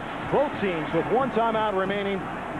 1:51 left to go. Now this is a defense, Kansas State, that sometimes they'll put 8, 9 men up on the line of scrimmage. The corners play man-to-man. Canty's had 2 interceptions today as they look near side to Savoy, and Canty playing off Brian by about 5-6 yards there. I think they're just giving him a little bit of room right now to be very conservative. Rick Neuheisel has this passing attack down. The walk-on at UCLA, most valuable player in the Rose Bowl, has a knack, very cerebral, has his law degree, has his players fine-tuned to execute this 2-minute offense. They're good at it with this passing game.